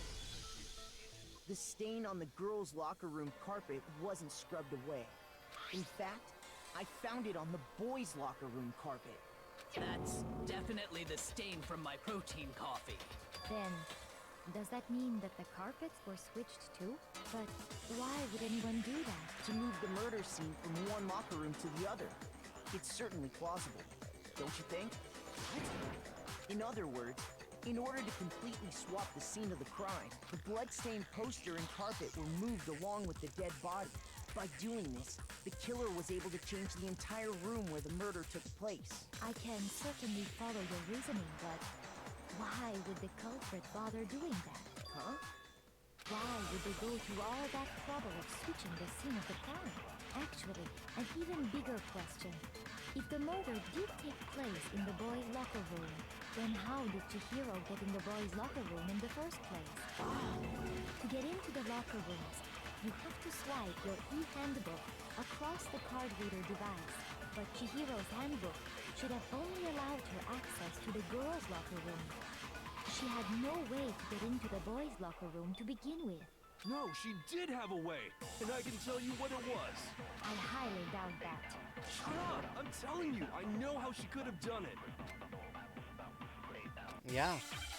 The broken e-handbook.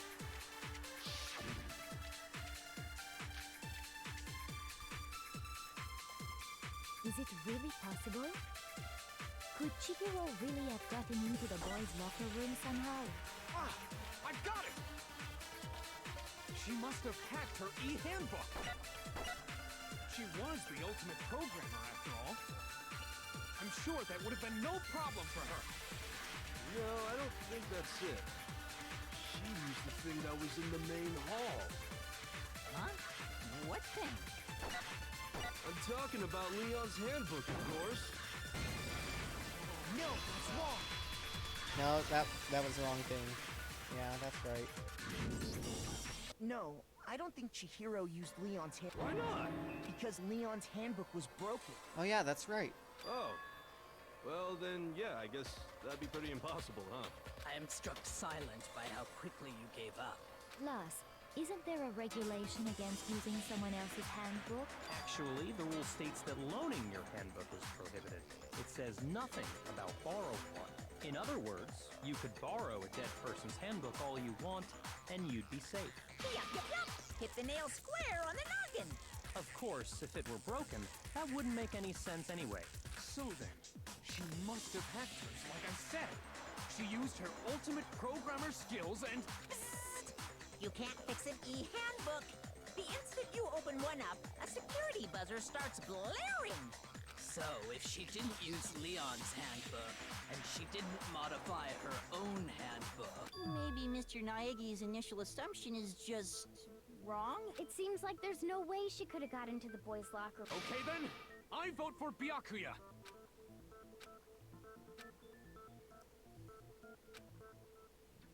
Hold on a second. I agree with you, though. I think you're on the right track. What the? You finally decide to open your mouth and that's what you've got to say? There's no way she could get in the boys' locker room, right? So... Why are you so sure she couldn't get in? There's still one other way she could have gained access. What? What are you talking about? What other way is there? Well, to explain that, why don't we take a little break from the trial? I'd like you all to come see something. Wait! Just what do you think you're doing? Don't worry. This'll make the whole trial more exciting. I'm sure that thought must please you. Huh? It'll make things more exciting? Well, alright then. I declare an official class trial recess! For real?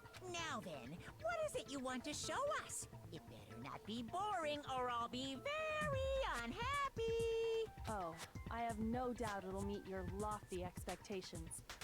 So, shall we go? So before I even knew what was happening, the class trial had been put on hold. We headed off, with Kyoko in the lead. And where she took us was...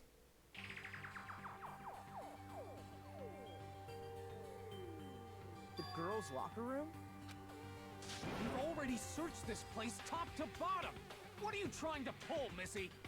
I'd like you to examine the victim's body one more time. the missing handbook. Be sure to examine the entire body very carefully.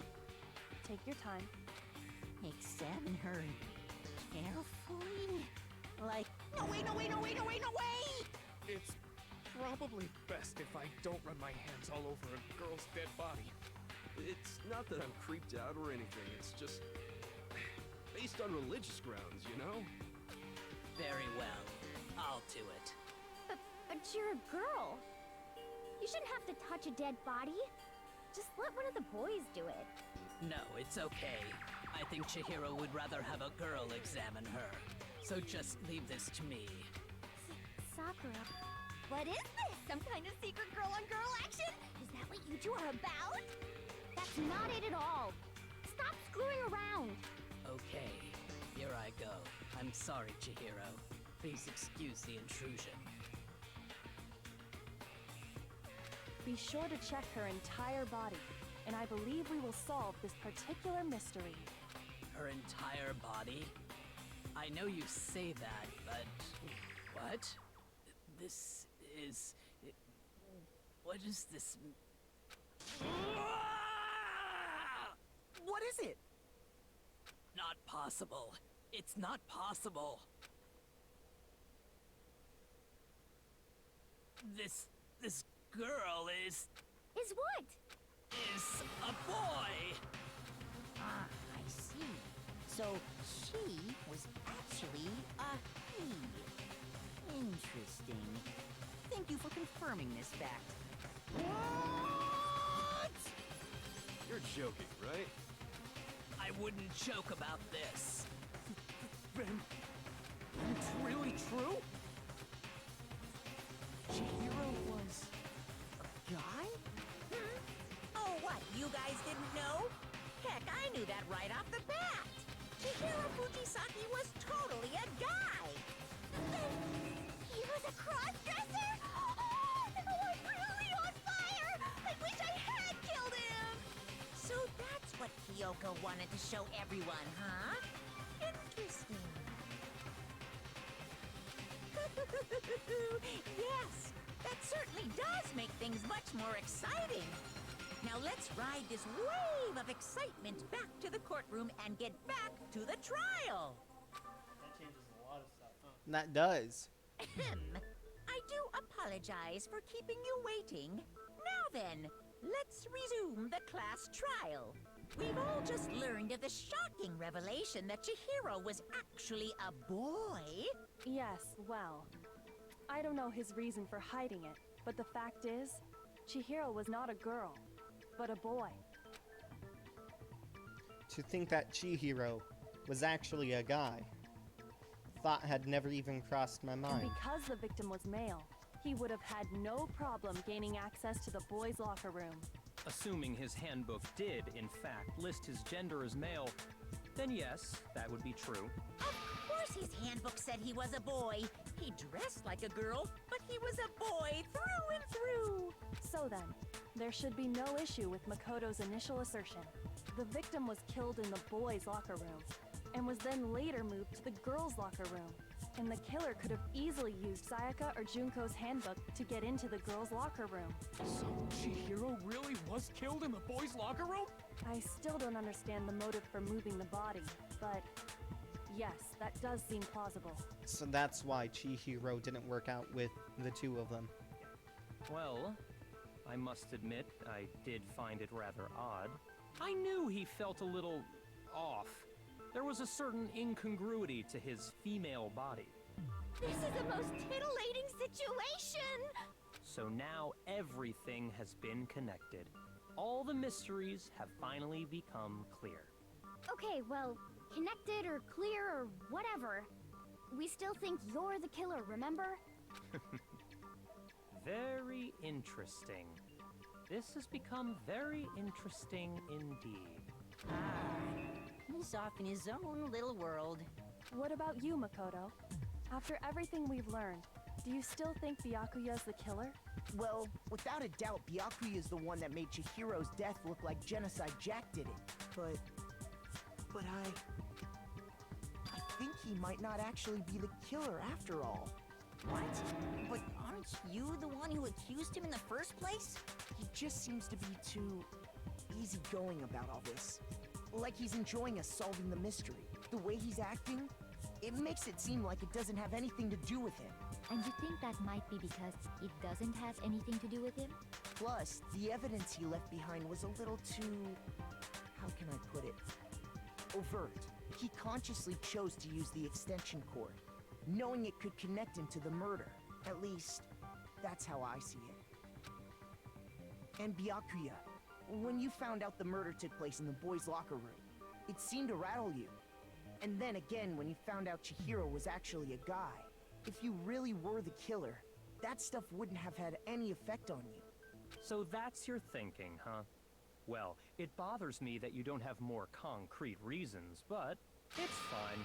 I guess I'll mark it as correct for the time being. Mark it as correct? He's right. I am not the culprit. I just happened to come across the corpse in the girls' locker room and decided to alter it.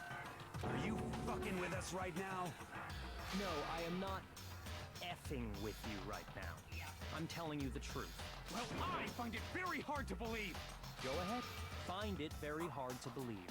You're free to be executed along with the rest of us. If you're really telling the truth, then why? Why do you do that to his body? My reasons hardly matter right now. Uncovering the culprit is much more important, wouldn't you say? Now then, if it wasn't me, who was it? Well, I don't think I can say for sure without talking about it a little more. We're seriously gonna keep going? We're all I've got good, no aren't we? clue I who it thought could was be clear now. Byakuya did it. No, I'm with Makoto. If there's any doubt whatsoever, we need to explore every possibility. Because if we're wrong, we all die here. That's true. Very well then. I'm with you too. Damn straight. Count me in. Do you not have a mind of your own? Of course I do. What am I, an ant or something? Anyway, let's discuss this all as a group one more time. We still have time to make our decision. That's very true. Our lives are all on the line. Excellent. Then shall we resume our game of hide and seek? But if Byakuya didn't do it, then who's the real killer? Who murdered Chihiro? There's one thing we can be sure that we know about the killer.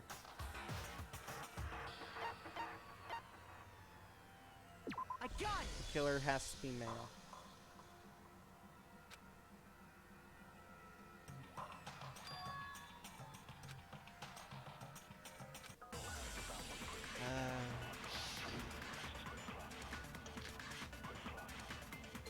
Oh yeah, the tracksuit.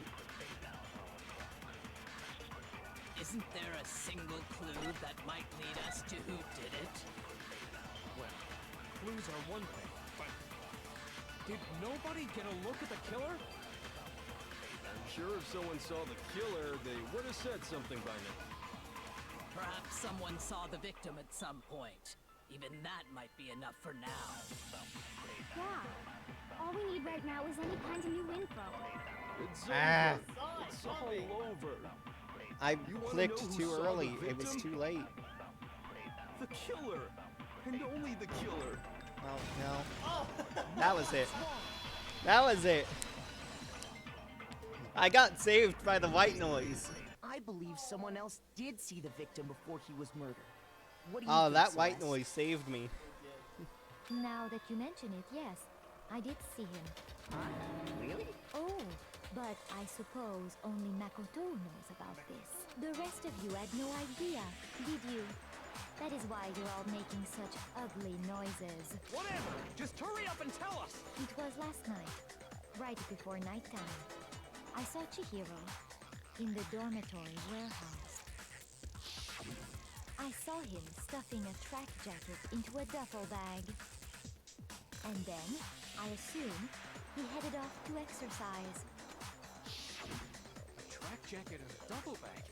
But we didn't find anything like that at the murder scene. It seems likely that the culprit destroyed them to get rid of any evidence. And that is when he said something that struck me as rather odd.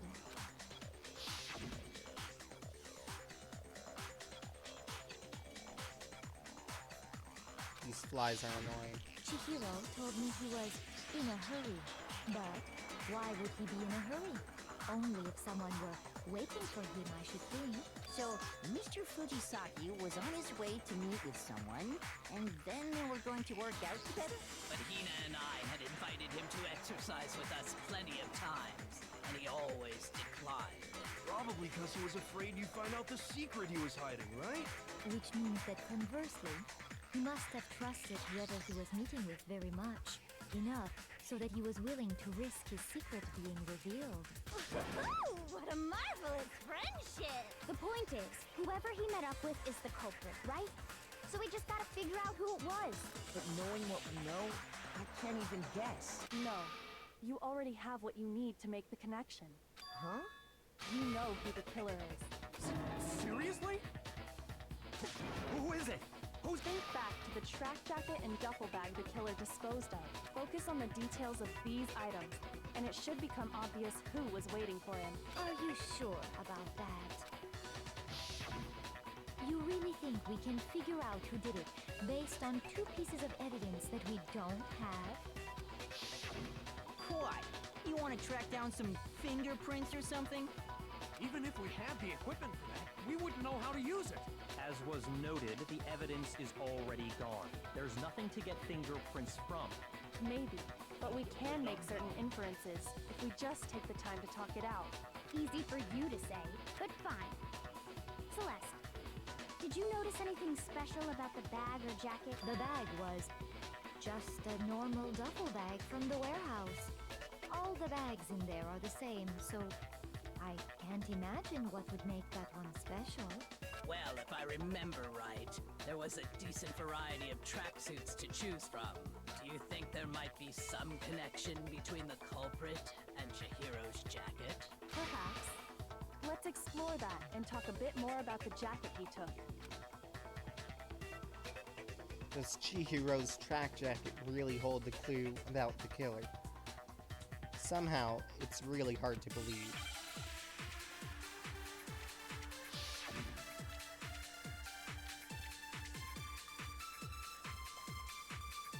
First of all, we know where Chihiro was headed.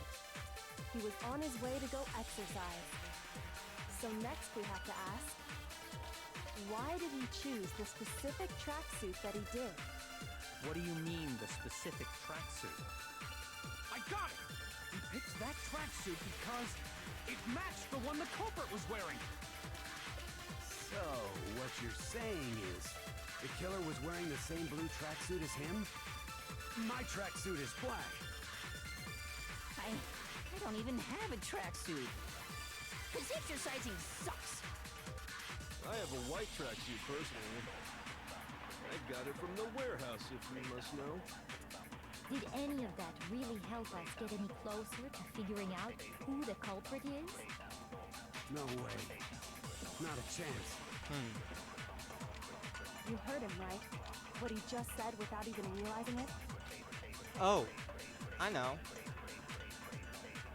First of all, when he was on his way, so next week, why did he choose? What do you mean? I got it! It matched the one. So, like the killer was wearing the same blue tracksuit? My tracksuit is black.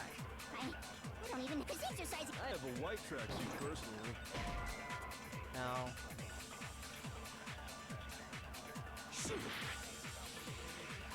I was thinking First of all, when he was on because his he way, said he so got it next from week, the why did he warehouse. choose? What do you mean? I got it! It matched the one. So, the killer was wearing my tracksuit. I don't because exercising. I have a white track. I got it from the warehouse. Did any of that really So there's help only us? one other one that it could be. Not a It'd be chance. Mondo. First of all, when he was on his way to go exercise, Because so next exercise we have to is ask, why did he true. choose this? What do you mean? I got it! It matched the one the culprit was wearing. So, what you're saying, the killer was wearing the same blue tracksuit as... There we go. It's wrong.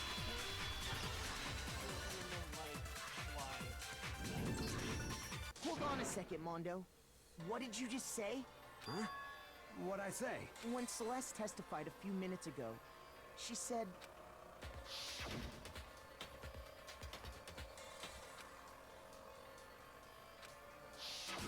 She never said anything about the jacket's color. Yeah. A blue tracksuit. So why did you say Chihiro's blue tracksuit? What are you... You just... Hey, Celeste, what color was Chihiro's tracksuit? As a matter of fact, it was blue. And before we began the trial, did you tell anyone that? The only one I told about any of this was you. Then, Mondo, how did you know what color Chihiro's tracksuit was? Because I just... I'm sure he saw the clothes at some point in the investigation.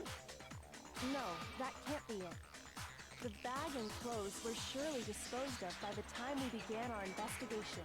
Then the only reason he could have known what color the tracksuit was is if he saw Cherry with it before he died. That's the only possibility. Cherry? Are you talking about Chihiro? So, how's that it? Did you see the tracksuit or didn't you? Just by chance. I just happened to see it last night. He walked past me, and he was carrying the tracksuit in his hands. No, that can't be it either. According to Celeste's testimony,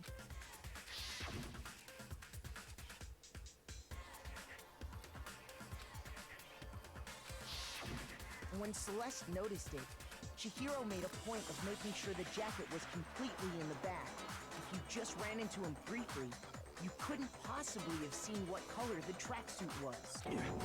Yeah. It would appear you've dug your own grave. Perhaps. But you handed him the shovel, didn't you? That's why you said what you did. Focus on the tracksuit and it'll be obvious who he met with? What a bunch of nonsense. Ah, now I understand. It was all one big bluff, wasn't it? Your true intention was to draw a slip of the tongue from the culprit. That's why you said you knew who did it. To put them on edge.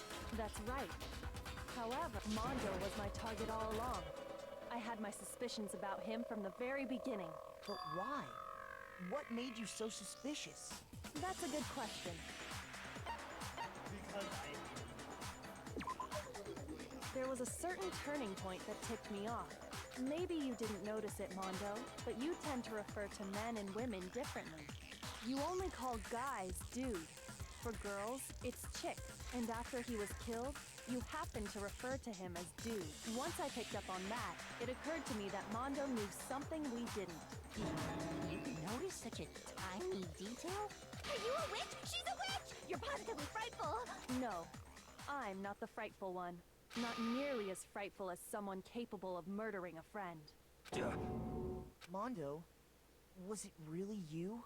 Did you really kill Chihiro? like two people who could lift the weight up to kill. Yeah, I- fair point. I didn't kill anyone! You've been all over me, judging everything I say, putting words in my mouth. What gives you the right to treat me like a goddamn criminal?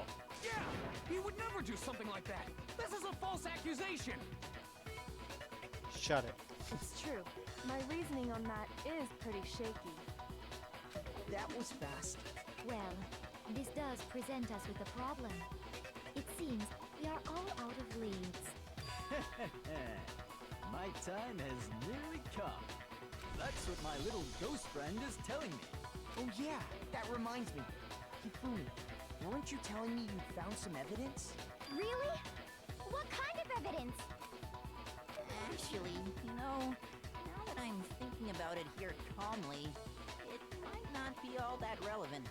Jeez, does your confidence just get up and walk away? It's fine, man. Just tell her. If you really insist, then, here it is. What do you have there? It happens to be an e-handbook. I found it laying on the ground, so I scooped it up. It's Chihiro's. We know Chihiro's handbook was missing from the scene of the crime, right? For a fact. For a fact indeed. I was totally sure I'd found it. Then it must hold some clue about the culprit, right? Well, that's what I was hoping. But it's busted. It won't even turn on. I imagine the culprit broke it to get rid of any evidence after the murder. That's odd. I didn't think the handbooks were quite so fragile. You're right. They're not. They're totally waterproof and shock resistant. It would take an awful lot to break one. And yet, this one does appear to be broken, as is Leon's, sitting useless in the main hall. For all your confidence, that is a remarkably high failure rate. Do you think there might be some kind of mystery in there somewhere? How precisely did the handbooks get broken? It's weak I point. got it! You already told us before that the handbook has one weak point, didn't you? You remember that? Sure, maybe I let that slip, but I never told anyone what the weak point actually was. But if the handbook is supposed to never break, and two of them broke in quick succession, Then we can only assume that someone's figured out its weakness. You know what the weakness is, right, Monokuma? So, what is it? You're asking me? I think it's a necessary piece of information if you want this to be a fair trial. But if I tell you, and someone else decides to copy it, that would be very not good. Just tell us already. Why would we want to break our own handbooks? Oh well, I have a weakness for pushy demands. But you're sure you won't follow their example? Then allow me to make a special announcement. The weak point of my cutting-edge e-handbook is... when it's exposed to high temperatures for too long, it will suffer a meltdown and totally break! I flippin' knew it! You knew it? Yeah, because I found the handbook laying on the floor of the sauna. The temperature in the sauna can reach over 200 degrees. Strange how you don't get burnt, huh? It's because as your sweat evaporates, it creates a cooling layer of air around your skin. If the hot air of the sauna were somehow pushed directly onto your skin, you'd definitely get fried. That layer of air would get blown away. That's why you may feel a burning when you move around. So when you're in a sauna, make sure to keep nice and still. Interesting. I learned one new fact today. That is a mere trifling speck of knowledge. Anyway, if you found the victim's I didn't know handbook that in the sauna, information. That's kind of cool. then the killer must have been purposely trying to raise its temperature in order to break it. You remember when Mondo and the other guy were in the sauna for hours? Yeah. Meaning the culprit somehow knew its weakness. But how'd they find out? Monokuma said he didn't tell anyone, right? Mondo accidentally brought his e-handbook into the thing and broke it. Indeed. Quite the mystery. What if they found out by accident? What do you mean by accident? What if the killer took their own handbook into the sauna, not knowing its weakness, and it broke? They'd realize it was broken, of course, and it wouldn't be hard to figure out why. And once they had Chihiro's handbook, they knew they had an easy way to dispose of it. I won't say it's not possible, but who would have done something like that? I don't know of anyone who took their handbook into the sauna. I might know someone who did. Whoa! Seriously? I think the one who may have taken their handbook into the sauna was...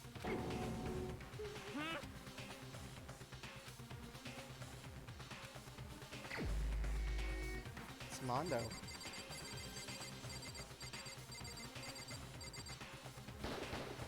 Here's my answer!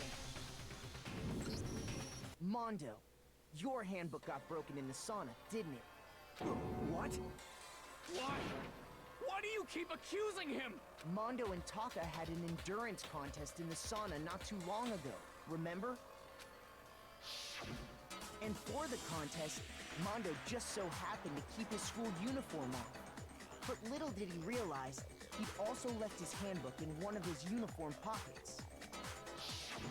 And when it was all over, Mondo discovered that taking your handbook into the sauna could easily destroy it. No, wait, hold on. You've got it all wrong. He would never kill. I don't accept this. Show me the proof. The actual solid proof. I mean, I don't want to believe it either, but I found something that proves it beyond a shadow of a doubt.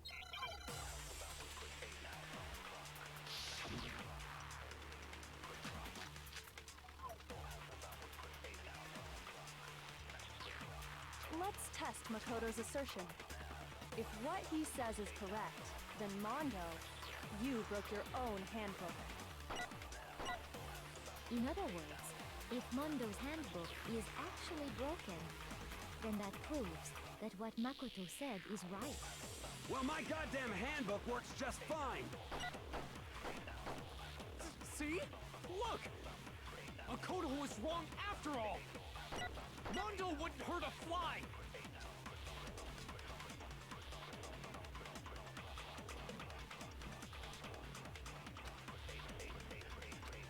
The card reader. Let's test Makoto's assertion. If what he says is correct, then Mondo, you broke your own handbook.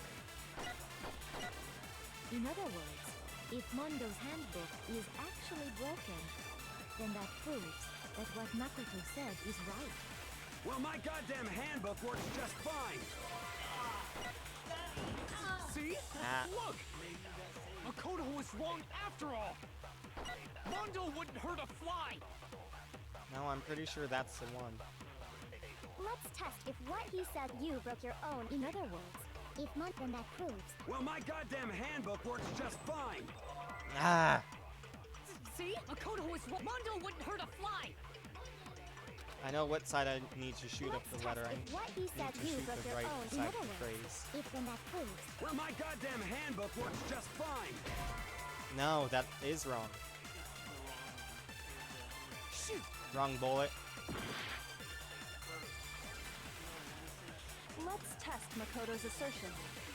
If I've what got he says three. is correct, then Mondo, you broke your own handbook.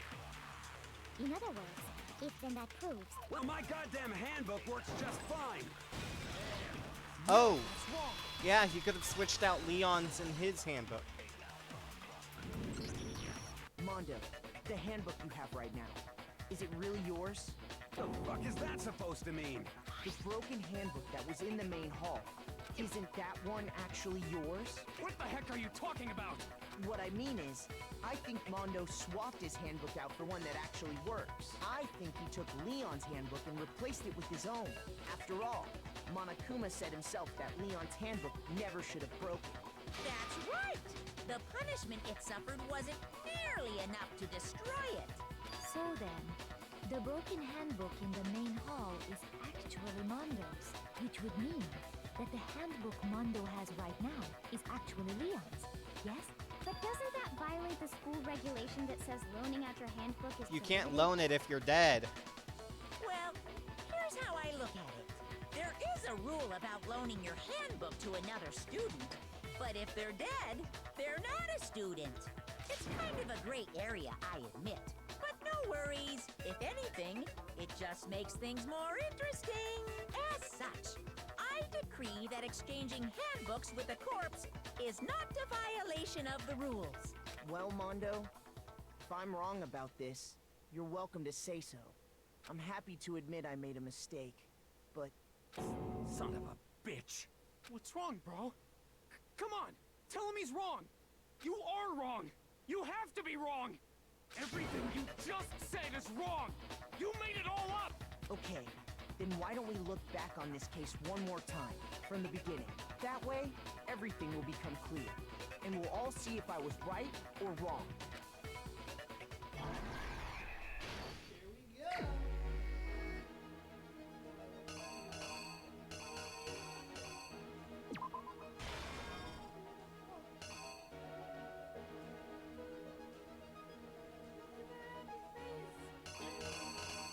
How do I... Oh, there we go.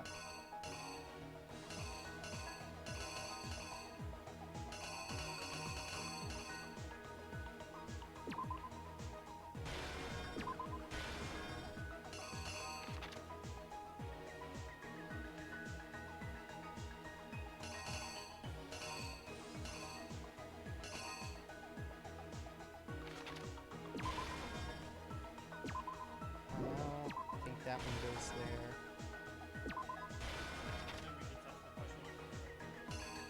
What? Oh.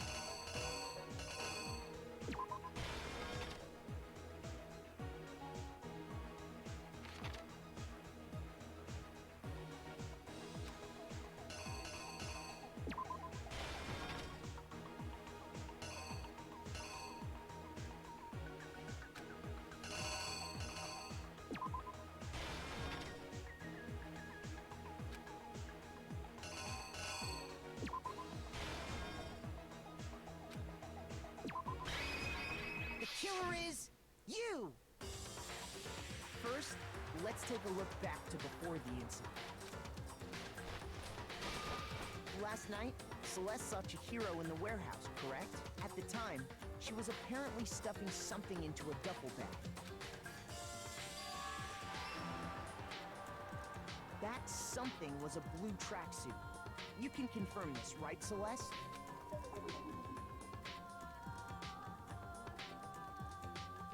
With bag in hand, Chihiro headed out, even though it was officially nighttime. She made her way to the locker room, specifically the boys' locker room. But how could the victim, who was apparently a girl, access the boys' locker room? Simple, because she was really a he, which is why he was able to use his own e-handbook to gain entrance to the boys' locker room. Once inside, he met with someone there, and the person he met was the one who killed him.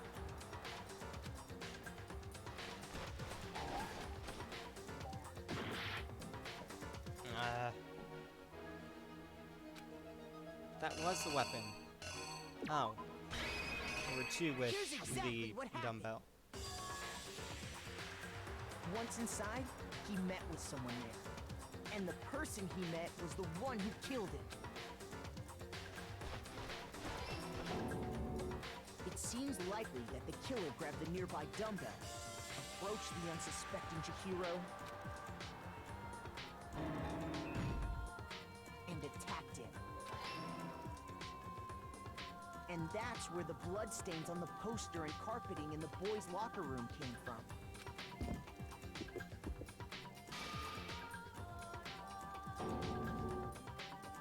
It was likely in the heat of the moment. The body was arranged, but the murder itself felt unplanned.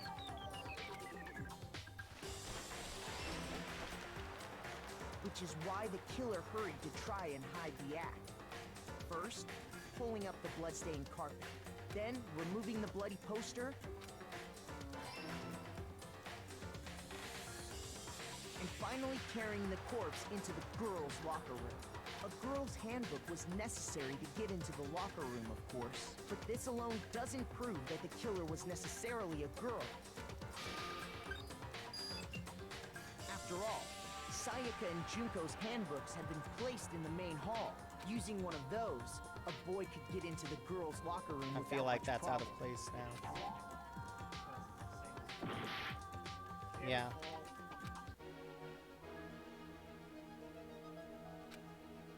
Isn't it this? It's one of those two. What's the question mark?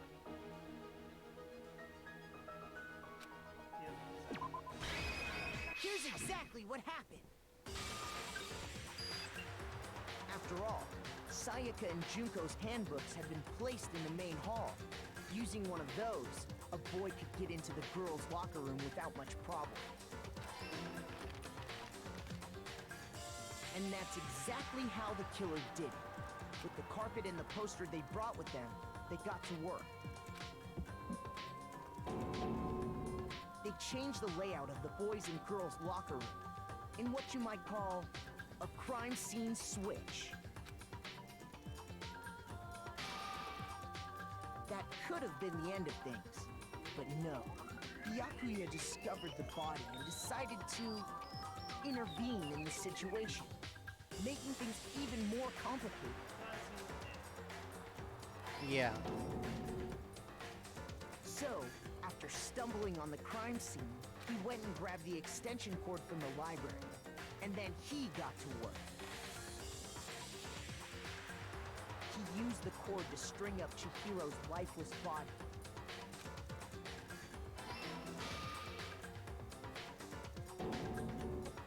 Then, using the victim's own blood, he left a grisly message there at the scene of the crime. He wanted to create the illusion that Genocide Jack was responsible for the slaughter.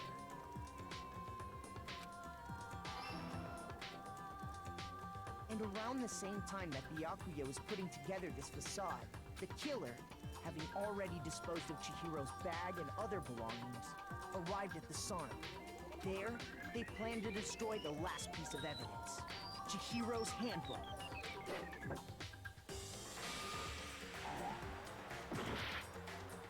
Ah. So it would be that. Yeah. Here's exactly what happened. And around the same time that Byakuya was putting together this was the killer. There, they...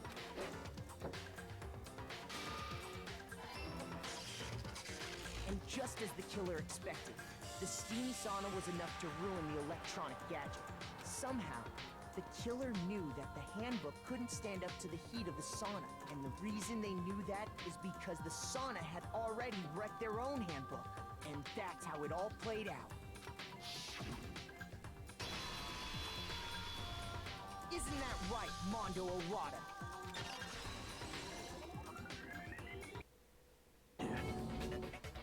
Wait. No. This can't be right. Where's your evidence? Yeah. Where's your evidence? You need evidence. You need proof. Without any proof, you can't pin any of this on him. Evidence that Mondo is the killer. That already revealed itself earlier in the trial.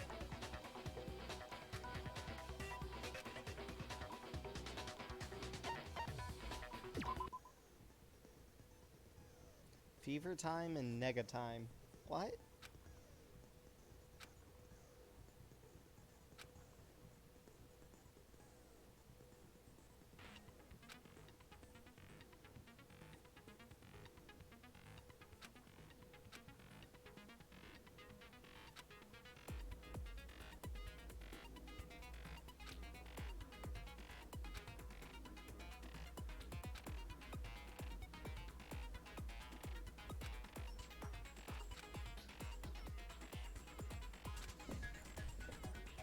So, use fever time if... Yeah, but... Look. Yeah? Oh, God. Show me some evidence. You're wrong. How do I do this again? Lock on right.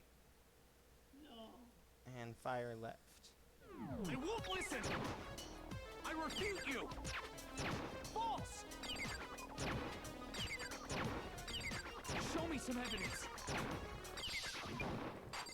I won't listen. False.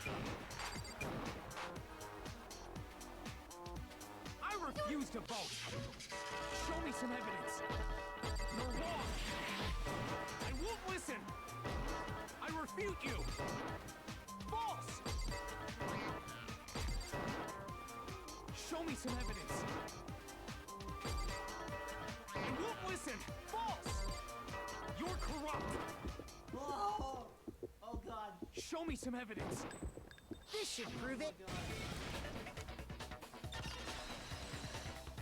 You would have had to restart from a certain point. Thinking so far is right, Mondo must have replaced his broken handbook with Leon's. In which case, we can just check each of our handbooks right now. Once we do that, we'll... We don't gotta do that. Huh? Yeah. Yeah, I did it.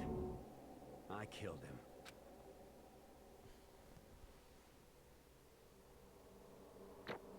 Way to go!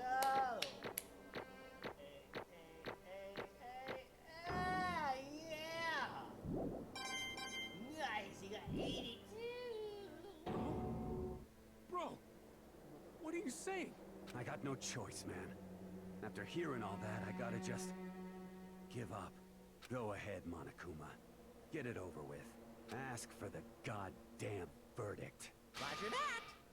Wait! Hold on! No waiting, no holding on. Time for the moment we've all been waiting for.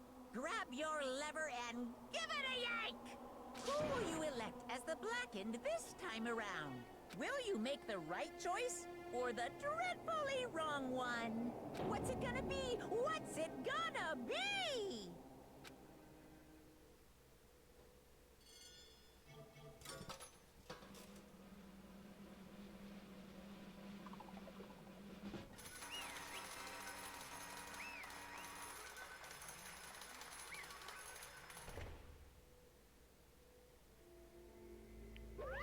What?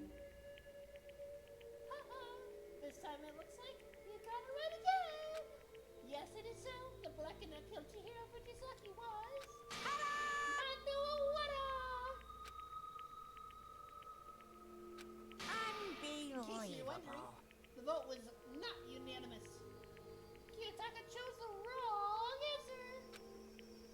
You're treading very close to the danger zone, Mr. Ishimaru. You need to be more careful.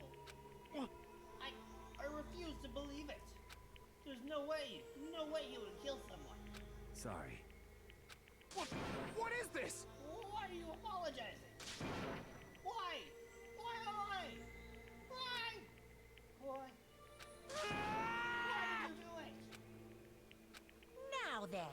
Well, it looks like Mondo's taking a vow of silence, so I'm gonna explain on his behalf.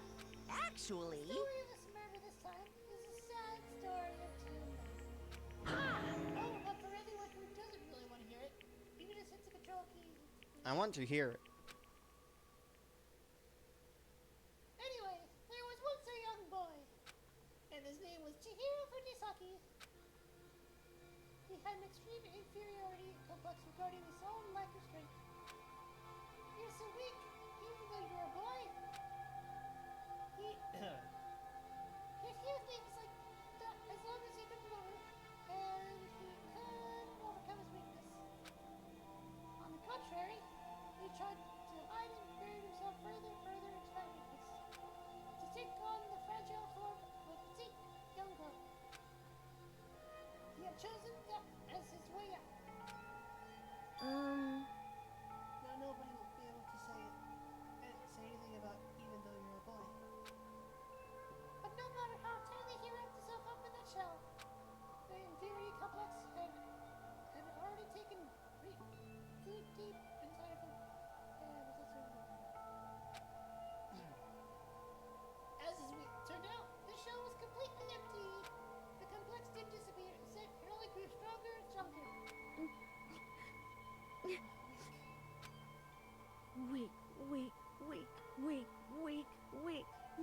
Weak. Once the killing game had begun here at the school, we had no choice but to accept this fact. After all, the world is survival of the fittest. If you're strong, you don't survive. Except that's not true. Survival of the fittest is not about being strong. Or that's what my college bio teacher said. It's about if you're able to reproduce. And it's like, it's not wrong, but it's not something I'd expect from a college biology teacher. Survival of the fittest is you have to be, well, I'm not able to describe it.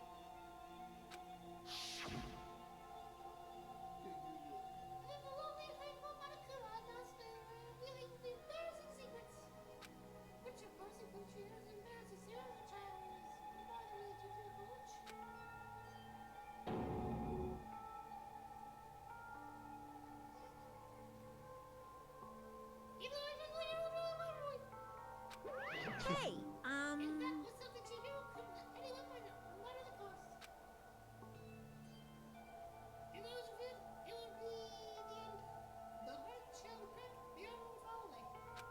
Without a doubt, those around him would torture him more than ever before. Everyone figured being thrust into such a dilemma must have sent him spiraling into despair. What? And yet, I'm sorry. But... I also don't do things the way they are, so we have to talk about it. I'm trying my best to become strong, and I can tell everyone. Annoyingly, he used the thorn of discovery to motivate himself to become stronger. That's right. Now's my chance. I want to change. I'm going to get stronger and accept who I am. Strong enough so that when someone says, even though you're a boy, I'll be okay. I'll get better. Oh. I can't talk. You want me to read it then? Yeah. With that thought at the front of his mind, he resolved to take immediate action. And so, that day, he made the commitment to begin exercising. He was prepared to restrain his mind and body, but sadly, that would be his first and only chance he would get at it. Hey, When he'd decided to start exercising, he thought it would be good to ask for someone's help. But he wanted to tell that person his secret first, and then ask them to help him from there. And the person he went to... Yeah, that's right. Yes, she was. The biker gang fella had been faithfully clear about how important his manly promises were. So Chihiro probably figured that even if he confided in Mondo, his polar would make him keep it secret. Plus, Mr. Macho Mondo was the very symbol of a strong man that Chihiro had always aspired to.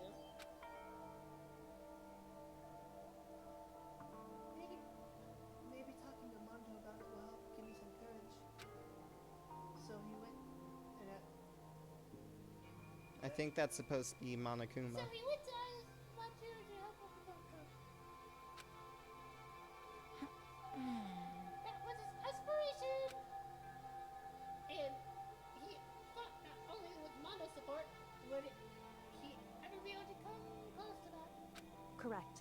So then, that must be why Mondo did what he did to keep that promise he made to Chihiro. Huh? Did what he did? You mean that's why Mondo carried Chihiro from the boys' locker room into the girls' locker room? Indeed.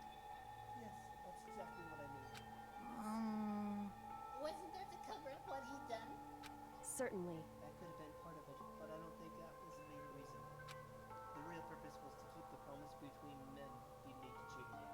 But But how does moving the body keep a secret?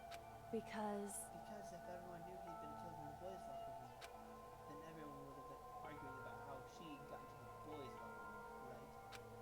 Once that started up, at least a few of us would have immediately begun to suspect his identity. So he tried to protect Chihiro's secret by putting him in the girls' locker room and stealing his handbook receipt. Then, Mondo did it all to keep the promise he'd made to Chihiro, who he'd also killed. Why would he do that? The more I hear you talk, the more I don't understand. I mean, you guys trusted each other, right? So why? Why did you? Because no matter what, I didn't want anyone to know. I knew it. So that's what triggered it after all. The possibility of having your embarrassing memories and secrets exposed. What is this? That's impossible. Nothing could have been that bad. Something he didn't want anyone to know, even if it meant killing someone. You're wrong. It's impossible. Don't make me repeat myself. How many times must I repeat myself? To judge others by your own standard is the height of folly. Even if you can comprehend it, he obviously can. That's all there is to it. While we're on the subject, why don't I tell you? That embarrassing memory, that secret he didn't want anyone to know. Hey, You know what Mondo did? He killed his own brother.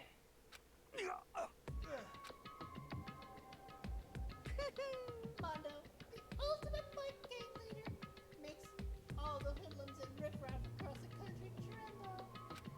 But the only reason he had the chance to join a gang in the first place was because of a certain someone.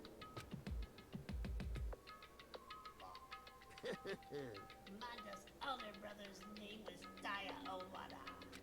Mondo had nothing but respect for him. It was because of Daya that Mondo ever got on a motorcycle. Mondo's brother was his only family growing up. He was the only one Mondo could trust or respect. He wanted to measure up to his big brother, so he imitated him in everything he did. Mondo was the epitome of starry-eyed kid brother.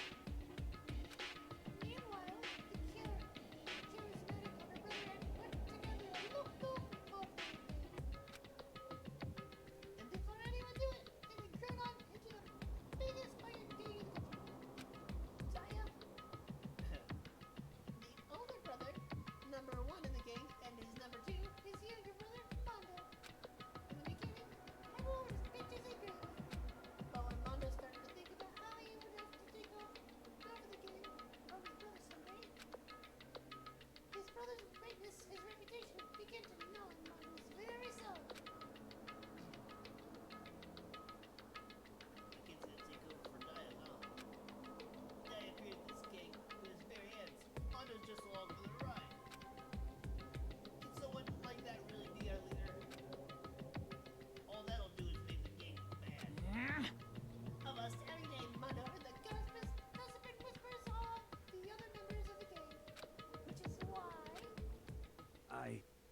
I just... I gotta get stronger. Stronger than Daya. Once, just one time. No matter what, I gotta win. Don't fuck with me. I don't need justice. I gotta come out on top. And I'm...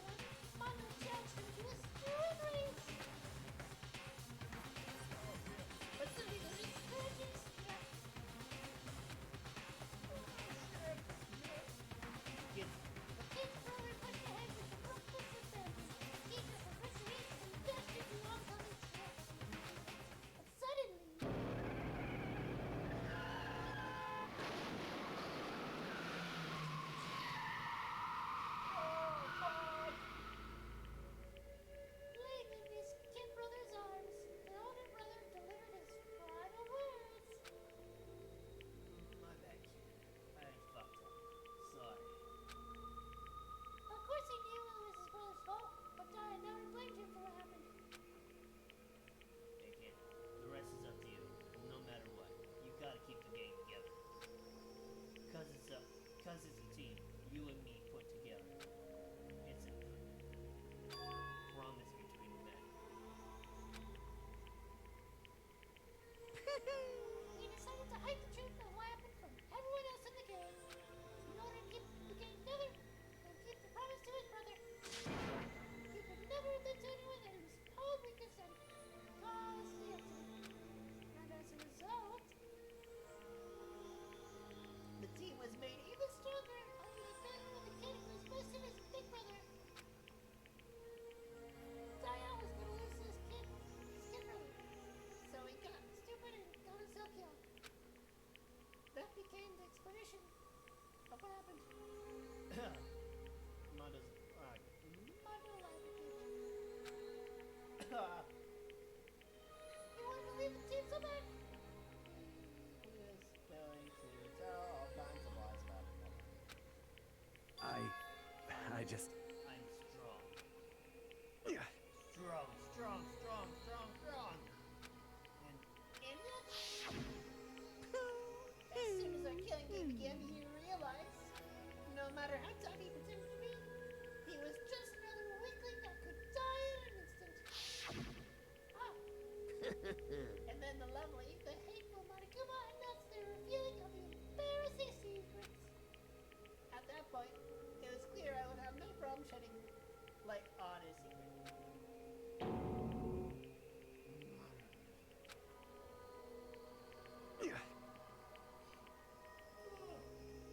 No matter what, I couldn't let the other gang members find out. If that happened, everything would have been ruined. Everything me and my brother had worked to create would have been destroyed. His death, all the guilt I've been carrying around, it would have been for nothing. So that's why... Mondo. After I saw what Monokuma had on me, my head filled up with a kind of fuzzy uneasiness, and just started swirling around. I never felt anything like it before. I just... I didn't know what to do about it. I wasn't sure what to think or say, but after a while, that fuzzy uneasiness turned itself into a rock-hard lump of anxiety way down in my stomach.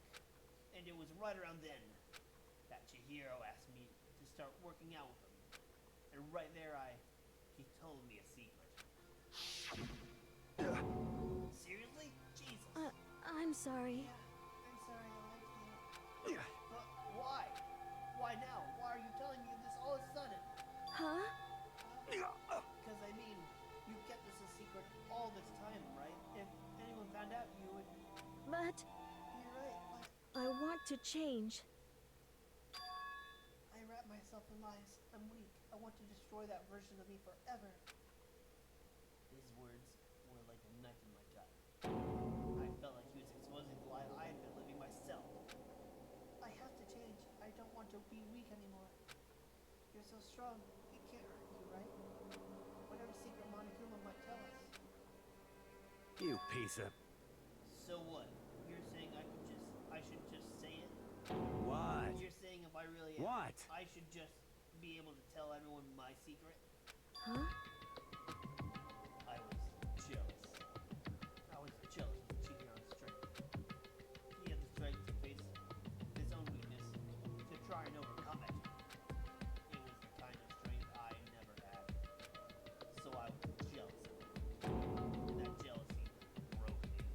What?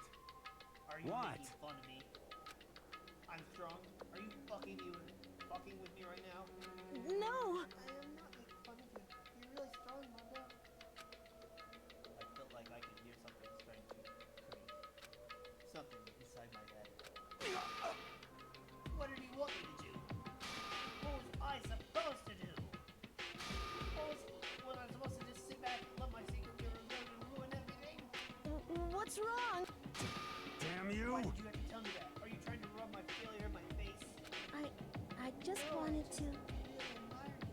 I admire your strength. Yeah, that's right. I am strong. Strong. I'm strong. Strong. Stronger than you. You son of a And bitch! stronger than Daya! And I don't remember anything about after that. When I woke up again.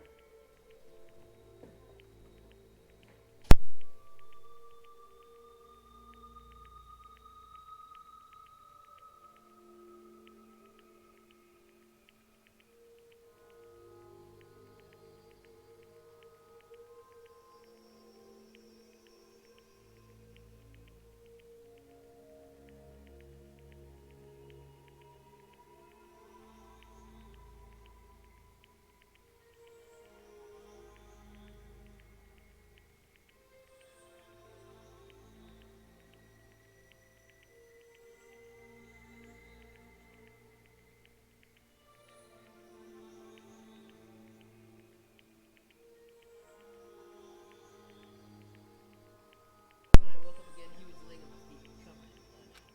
I had the dumbbell in my hand, and I was just staring at him down on the ground. Hey, I killed him. I killed Chihiro. Even after all this time, I'm still just as weak as I've always been. And thanks to that, I did something I can never take back. Mondo. He was normally so aggressive, so angry. He hid that weak side of him away from everyone. And that was his secret. A weakness like that lived in a heart like his, and it turned him cold-blooded. God damn it. look at him, you see? You're a child just like him! For a secret from the past for a memory. For that, you killed another living human in blood cold. He couldn't come free of his secrets from the outside world. He doesn't know what true strength is. Do you see hope anywhere there? 'Cause I sure don't. You bat. You bat. Just shut up, you son of a bitch. Go ahead, say that again. I dare you. Yep. Okay, I'll say it as many times as I want. Is what I want to say, but unfortunately I can do it enough because it's time for punishing as fast as proceed. Punishing? It can't be. Execution? Well now. The buck and that deserves to be for me punished. Ridiculous! Well run. Now then, I've prepared a very special punishment. I'm not just one of the ultimate leader. No, wait. Let's give it everything we've got. It's punishment time! I said wait. Sorry, man. I couldn't keep the promise we made. From one man to another. You fucked up. Are you ready? Do you think this could be more brutal than Leon's? Maybe.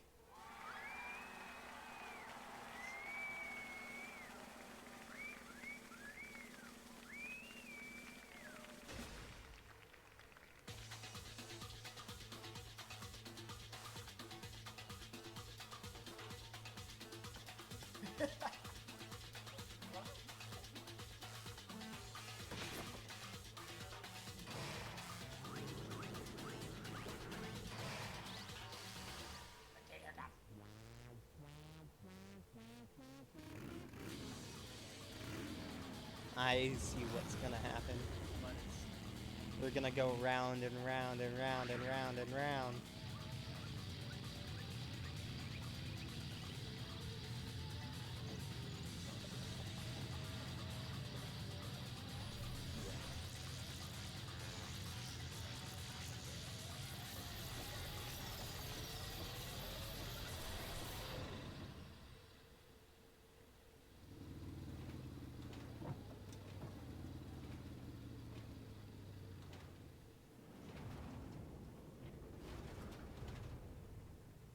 and it evaporated him.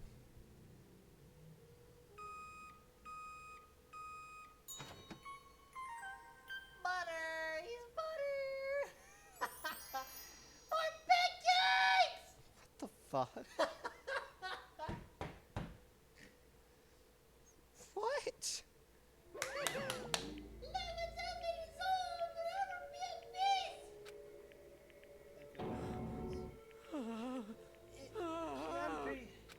My brother! Another murder and another execution. And another delicious breakfast! Shush! Everyone's lives are taken so lightly here. I feel like I might be going mad. Maybe I'll just let it happen.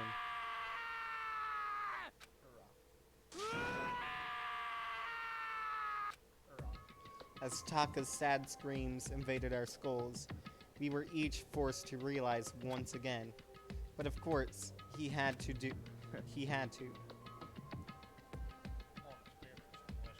What a disappointment. This is the end of the game. But Byakuya? What is this? You're completely insane, you know that? The game? One of our friends is dead! Do you realize that? Naturally. Of course I do, because this game is life or death. Hey, I don't have anything to say to you. I don't have a response except that however, I just don't understand why. I'm a dick. Why did you run away from disguised monsters crime? What? Why? Isn't it obvious?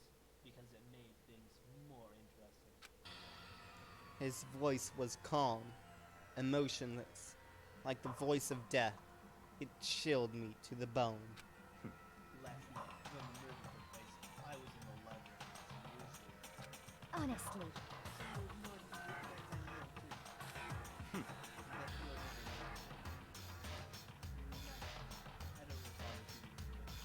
There is nothing to be done. I don't have to do please. The night grew late, and I decided to return to my rooms, which is when I stumbled upon him. I spotted Mark coming out of the door. After he'd gone, I looked inside the cell first. What? What? You mean it's actually just the murder? He was such a fool.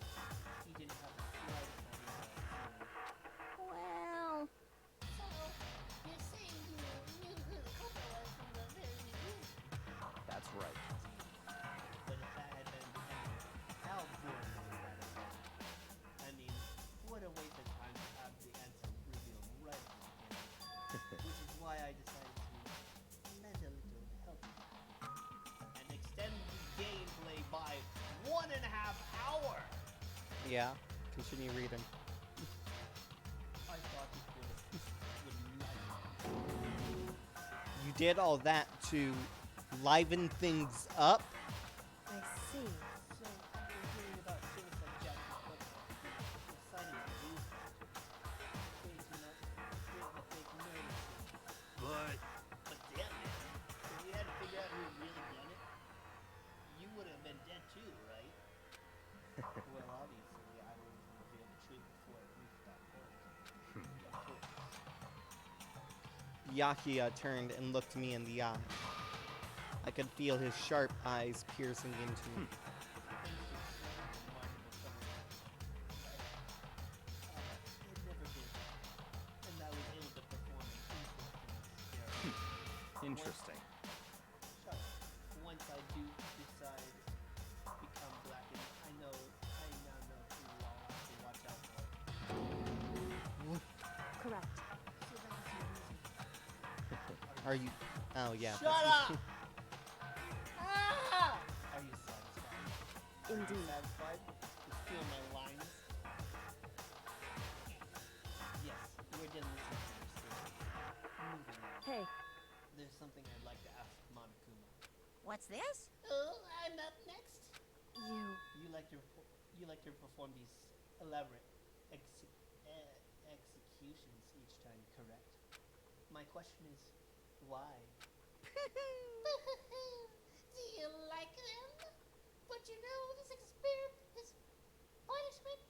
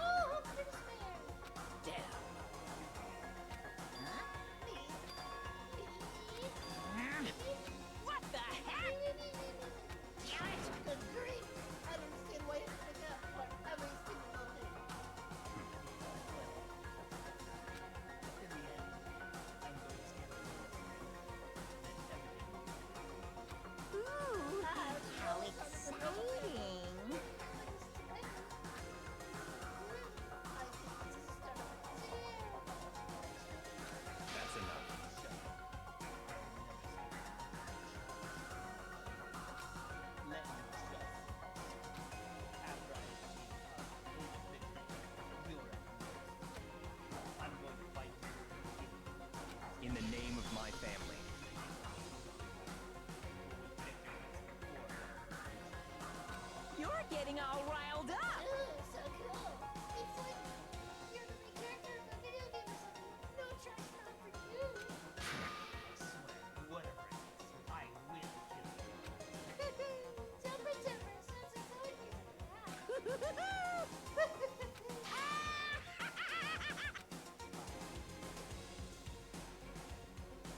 Monokuma's laughter pealed across the courtroom, and the curtain closed on the case of Chihiro and Mondo. But I knew that wasn't the end. The killing game would still continue, because the mastermind wouldn't let it end. For those of us who were still alive, our worst fear and despair kept on multiplying. It was the kind of despair that felt like a blind puppy in hell that had more of a future than us. All of our courage, our effort, our friendship, it felt like it amounted to nothing at all. It was the worst kind of despair.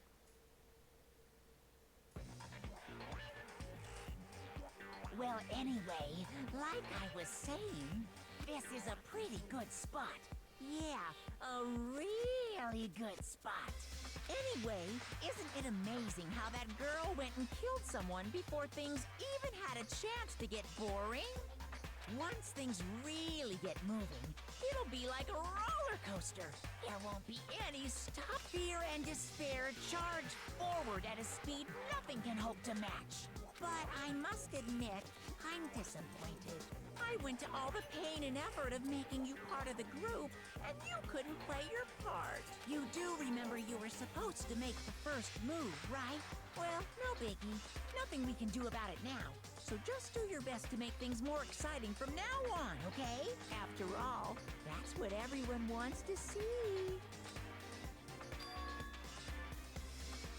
There's one thing I'd like to ask you. As long as you don't want to know my measurements, fire away. Who is it? The 16th high school student, I mean. Ooh, my. You really took me by surprise there. I know I said you could ask anything, but super denied, ultra denied, demonic denied. Because you see, that's my ace in the hole. And nobody'd be dumb enough to reveal that, right? No matter how close they were to their friend.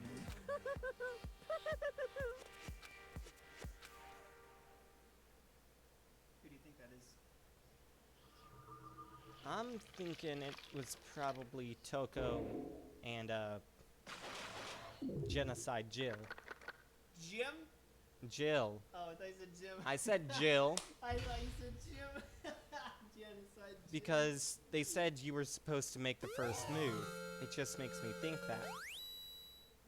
But I'm open that I could be completely wrong about that, and it could be an entirely different character. I doubt it's the main character, though.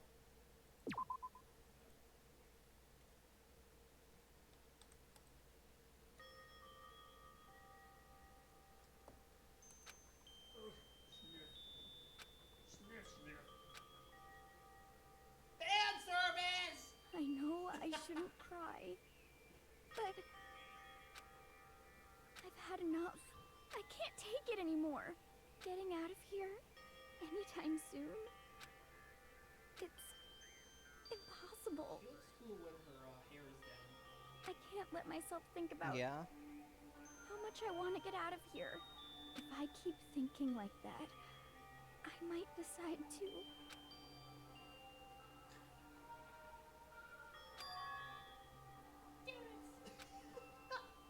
I might decide to donuts. I need to eat some donuts. That'll cheer me up. Are you ready? Please donuts, change donuts, jelly donuts, please donuts.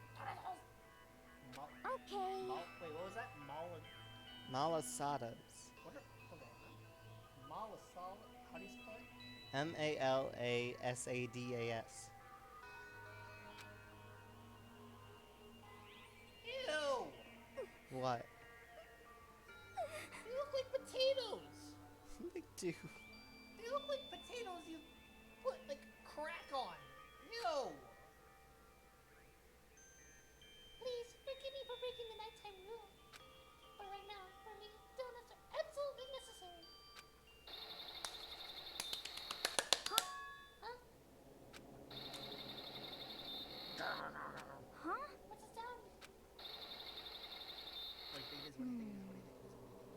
Something's coming from the map house. But I'm super scared, but is someone there? Yes.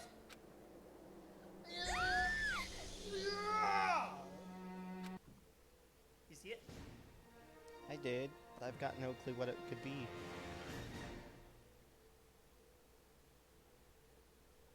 was Chihiro's face. I saw that. Yeah. The morning after the conclusion of the second class trial. Everyone met up in the dining hall, just like always. And I expected it to start like any other day. That's what I expected, but Today's count kind of sucks, huh? Toko will be out here still refusing to show up. I haven't seen Miss Hasahina anywhere. She said her son was hurt, so she's taking it easier. oh, That is rather unusual for her. Normally she is so full of energy. Which is exactly what makes me worry. So then, So it's just the seven of us now. How about no, that? I wasn't even paying attention. It's times like these where the committee chairman needs to get things going with a bang. Oh my god. Hello. Impossible.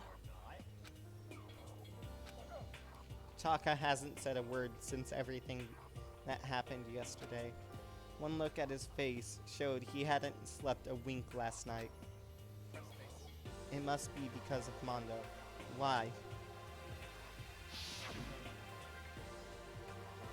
Why'd you want me to press space? I'm pressing again, because it's on auto. Ow. There we go. Can't even imagine what it must have done to him. Give well, him a really good breakfast. So, I mean, what's gonna happen now? We haven't found any way out, and we have no idea if help's ever gonna come. Yeah, It's like now I'm all depressed just thinking about it.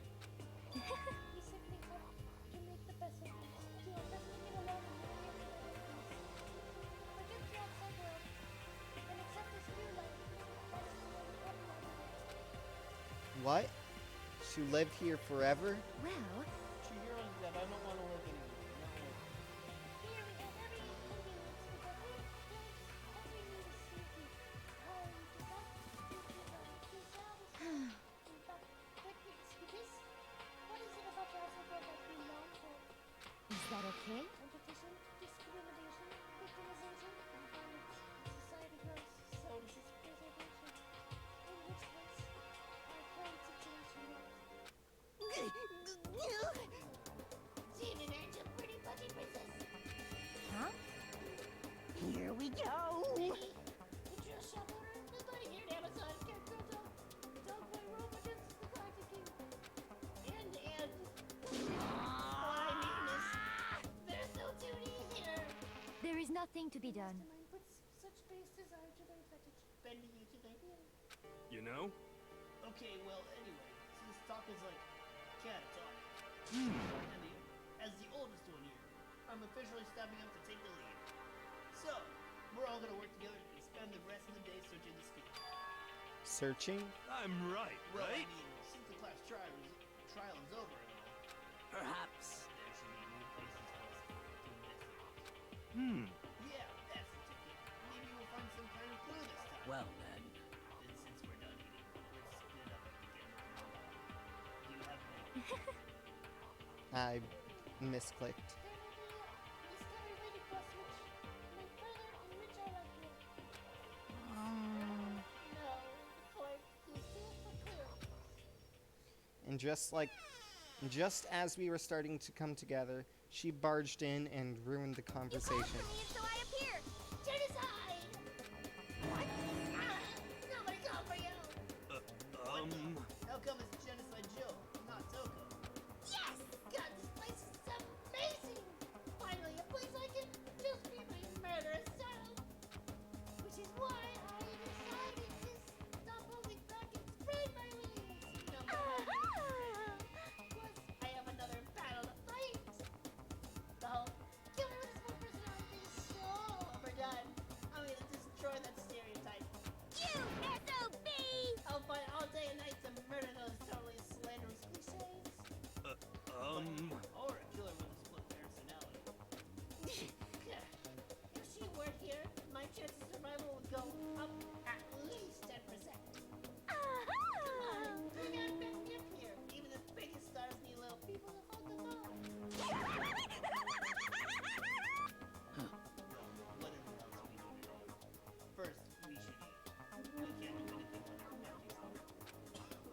You're right. Let's hurry up and eat so we can start our investigation. What's so funny? So we were forced to eat breakfast with a murderer, and after our much needed but very annoying meal, we set to work looking around the school.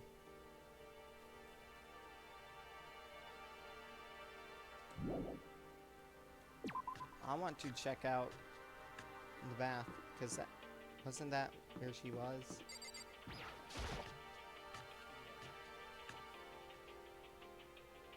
Yeah, one of them's open. Lockers. There's nothing got to. Okay. Check the map to see what explanation. I think the next floor is open. That's what I'm thinking. Or I go the right way. Oh, that's still locked. Okay.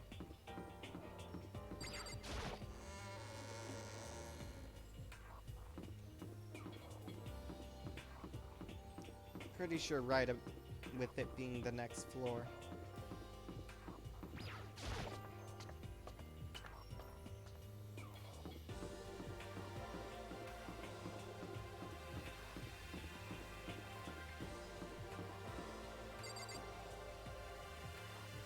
Oh, I passed it. Duh.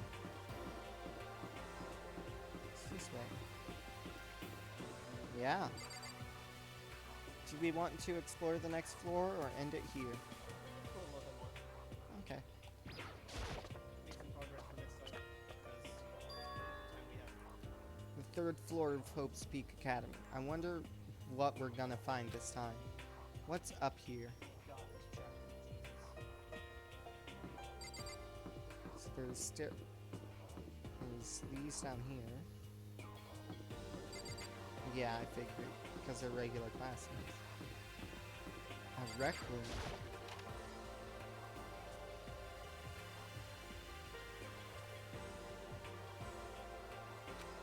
So this is... I never would have imagined a school having a place like this. Well, no normal school should. Wait. As fellow, I'll show you. Leave on the sideboard and a pool table. And look at this. They even have provided us with a remarkable number of magazines. Isn't it wonderful? This will certainly be helpful in keeping our boredom at bay. Listen up! We are passionate about motorcycle specialists, video games, baseball, science, love, presidency. Ba-bum, ba-bum.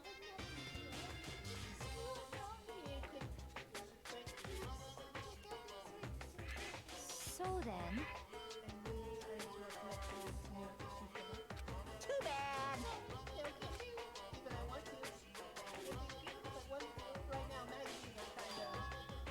Kind of what? Watch out!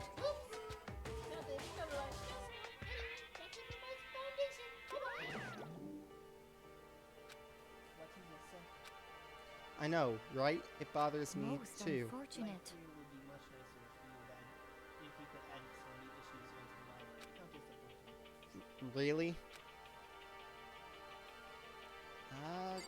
Do I... Oh, that's an exit door. Okay. So continuing down this way.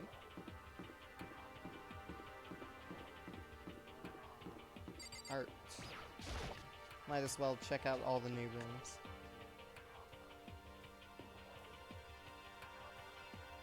At first glance, this looks like any normal art room, but something about it seems off, or multiple somethings.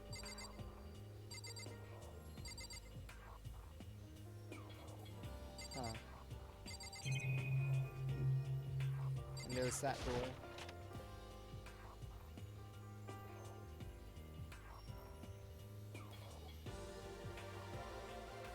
This is a repository that's attached to the art room. It's used to store different artsy things. There's something on the floor. It looks like a picture. But as I stretched out my hand to pick it up, almost as if on its own, my hand froze. Huh? What I saw in that picture was Chihiro, Leon, and Mondo. And they were smiling. What is this? Questions started racing through my head, one after the other. Why is it only these three people? What are they doing together? How come they're smiling like that? When was it taken? Who took it? Where's the camera they used? How'd they get it developed? And in the picture, the windows in the classroom, there's no metal plate covering it. Which must mean, wherever this picture was taken, it wasn't here at Hope's Peak. But there was no time to find an answer. All the questions floating around my head were quickly drowned out by... Monokuma appeared out of nowhere and snatched the photo, and any chance I had at answers evaporated. You pissed, didn't you? Well, they all have some pretty dazzling smiles, huh? Isn't They're that definitely wonderful? living the school life. It's like they ripped a page right out of the computer. What's going on with that picture? Do you know? I'm not telling you nothing. Why can't you give me a straight answer? Never mind. I don't even know why I bothered asking. That was very interesting.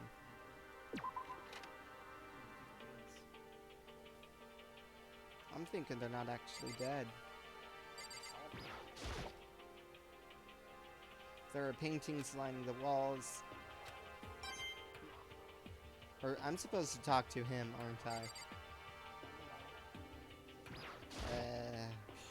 Well, look at all this equipment. It certainly scratches that artistic itch of mine.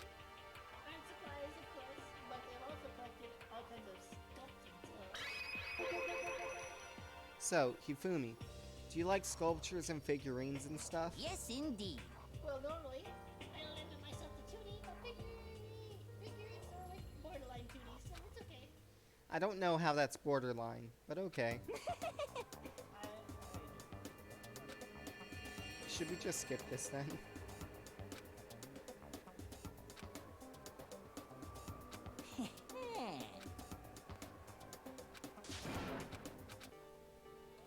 Yeah. There's still one area left. So that's the hallway to the next floor. And over here...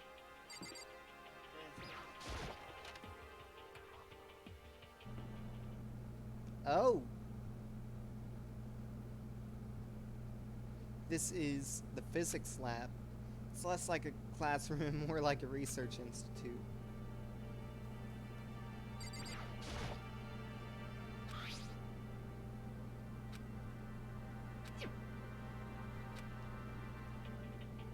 He just snagged the camera.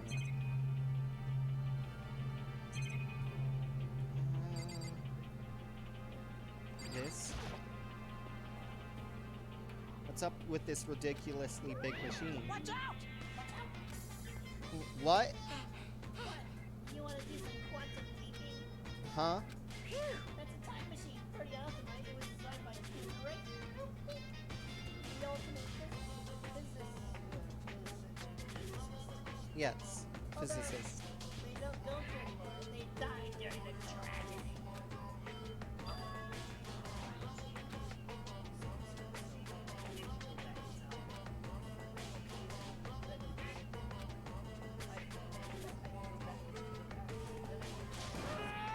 This almost got Mondo for sure. Oh, sorry, not possible. This particular time machine is only go back 1 minute. It comes back. It comes in handy when you like leave your pizza bagels in the microwave 1 minute too long. 1 minute. What? You're so disappointed. But actually, I was lying about the whole thing. Anyway, there's no such thing as time machines. Or Hey, it's just an air purifier. air purifier? In other words, It's clean air no matter where you're at.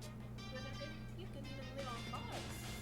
So if it's just an unpopulated, gravity-ridden location, you probably don't want to live on Mars. you guys.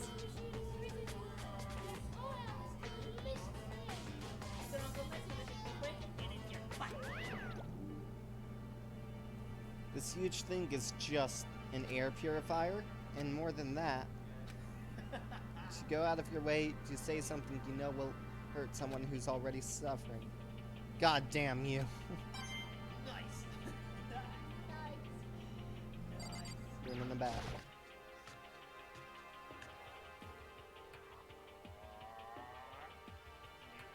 Oh god, she's gonna kill me. This is the equipment room. It's super disorganized, and there's a strange chemical smell in the air. This place is so relaxing, so calming. The smell for Formaldehyde. alright is almost unbearable. I'm getting seriously excited. It's so tempting. I just want to dunk myself right in it. Oh, that voice is gonna Of course, Genocide Jill likes it. That just goes to show how disgusting it really is. I discovered lots of stuff, and it was all strange, but I do know if any of it was an actual clue. I'm just getting more confused. Maybe I should head to the dining hall and talk with everyone else. For now, I should... You just said that!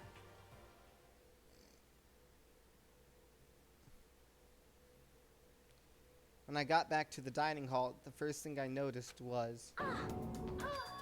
Hina? Tried to talk to her, but my voice was immediately drowned out by the others as they rushed into the dining hall. Huh? I thought you was sick or something. Everyone rushed past me and crowded around Hina. Being surrounded by everyone like that, Hina looked really uncomfortable. Hina.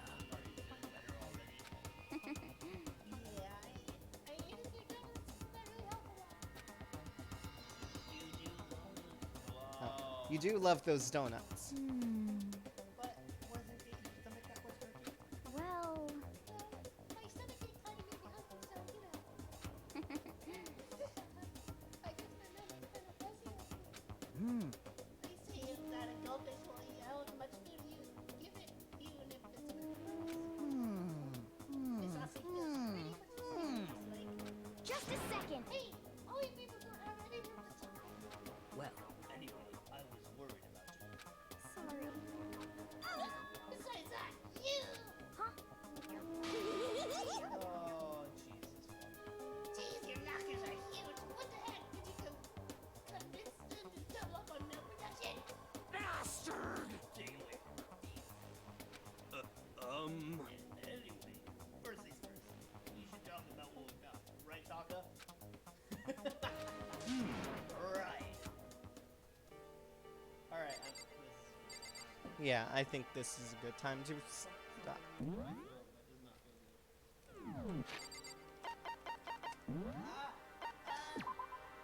god. Something is weird.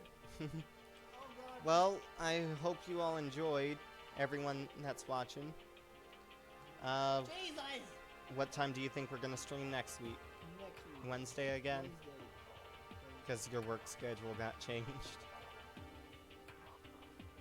So about Wednesday at the same time. Something like poking out, actually.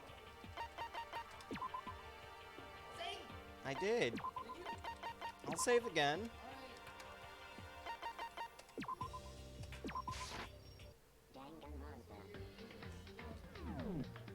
But anyways, I hope you all enjoyed the stream, and we'll see you next time. Have a good day.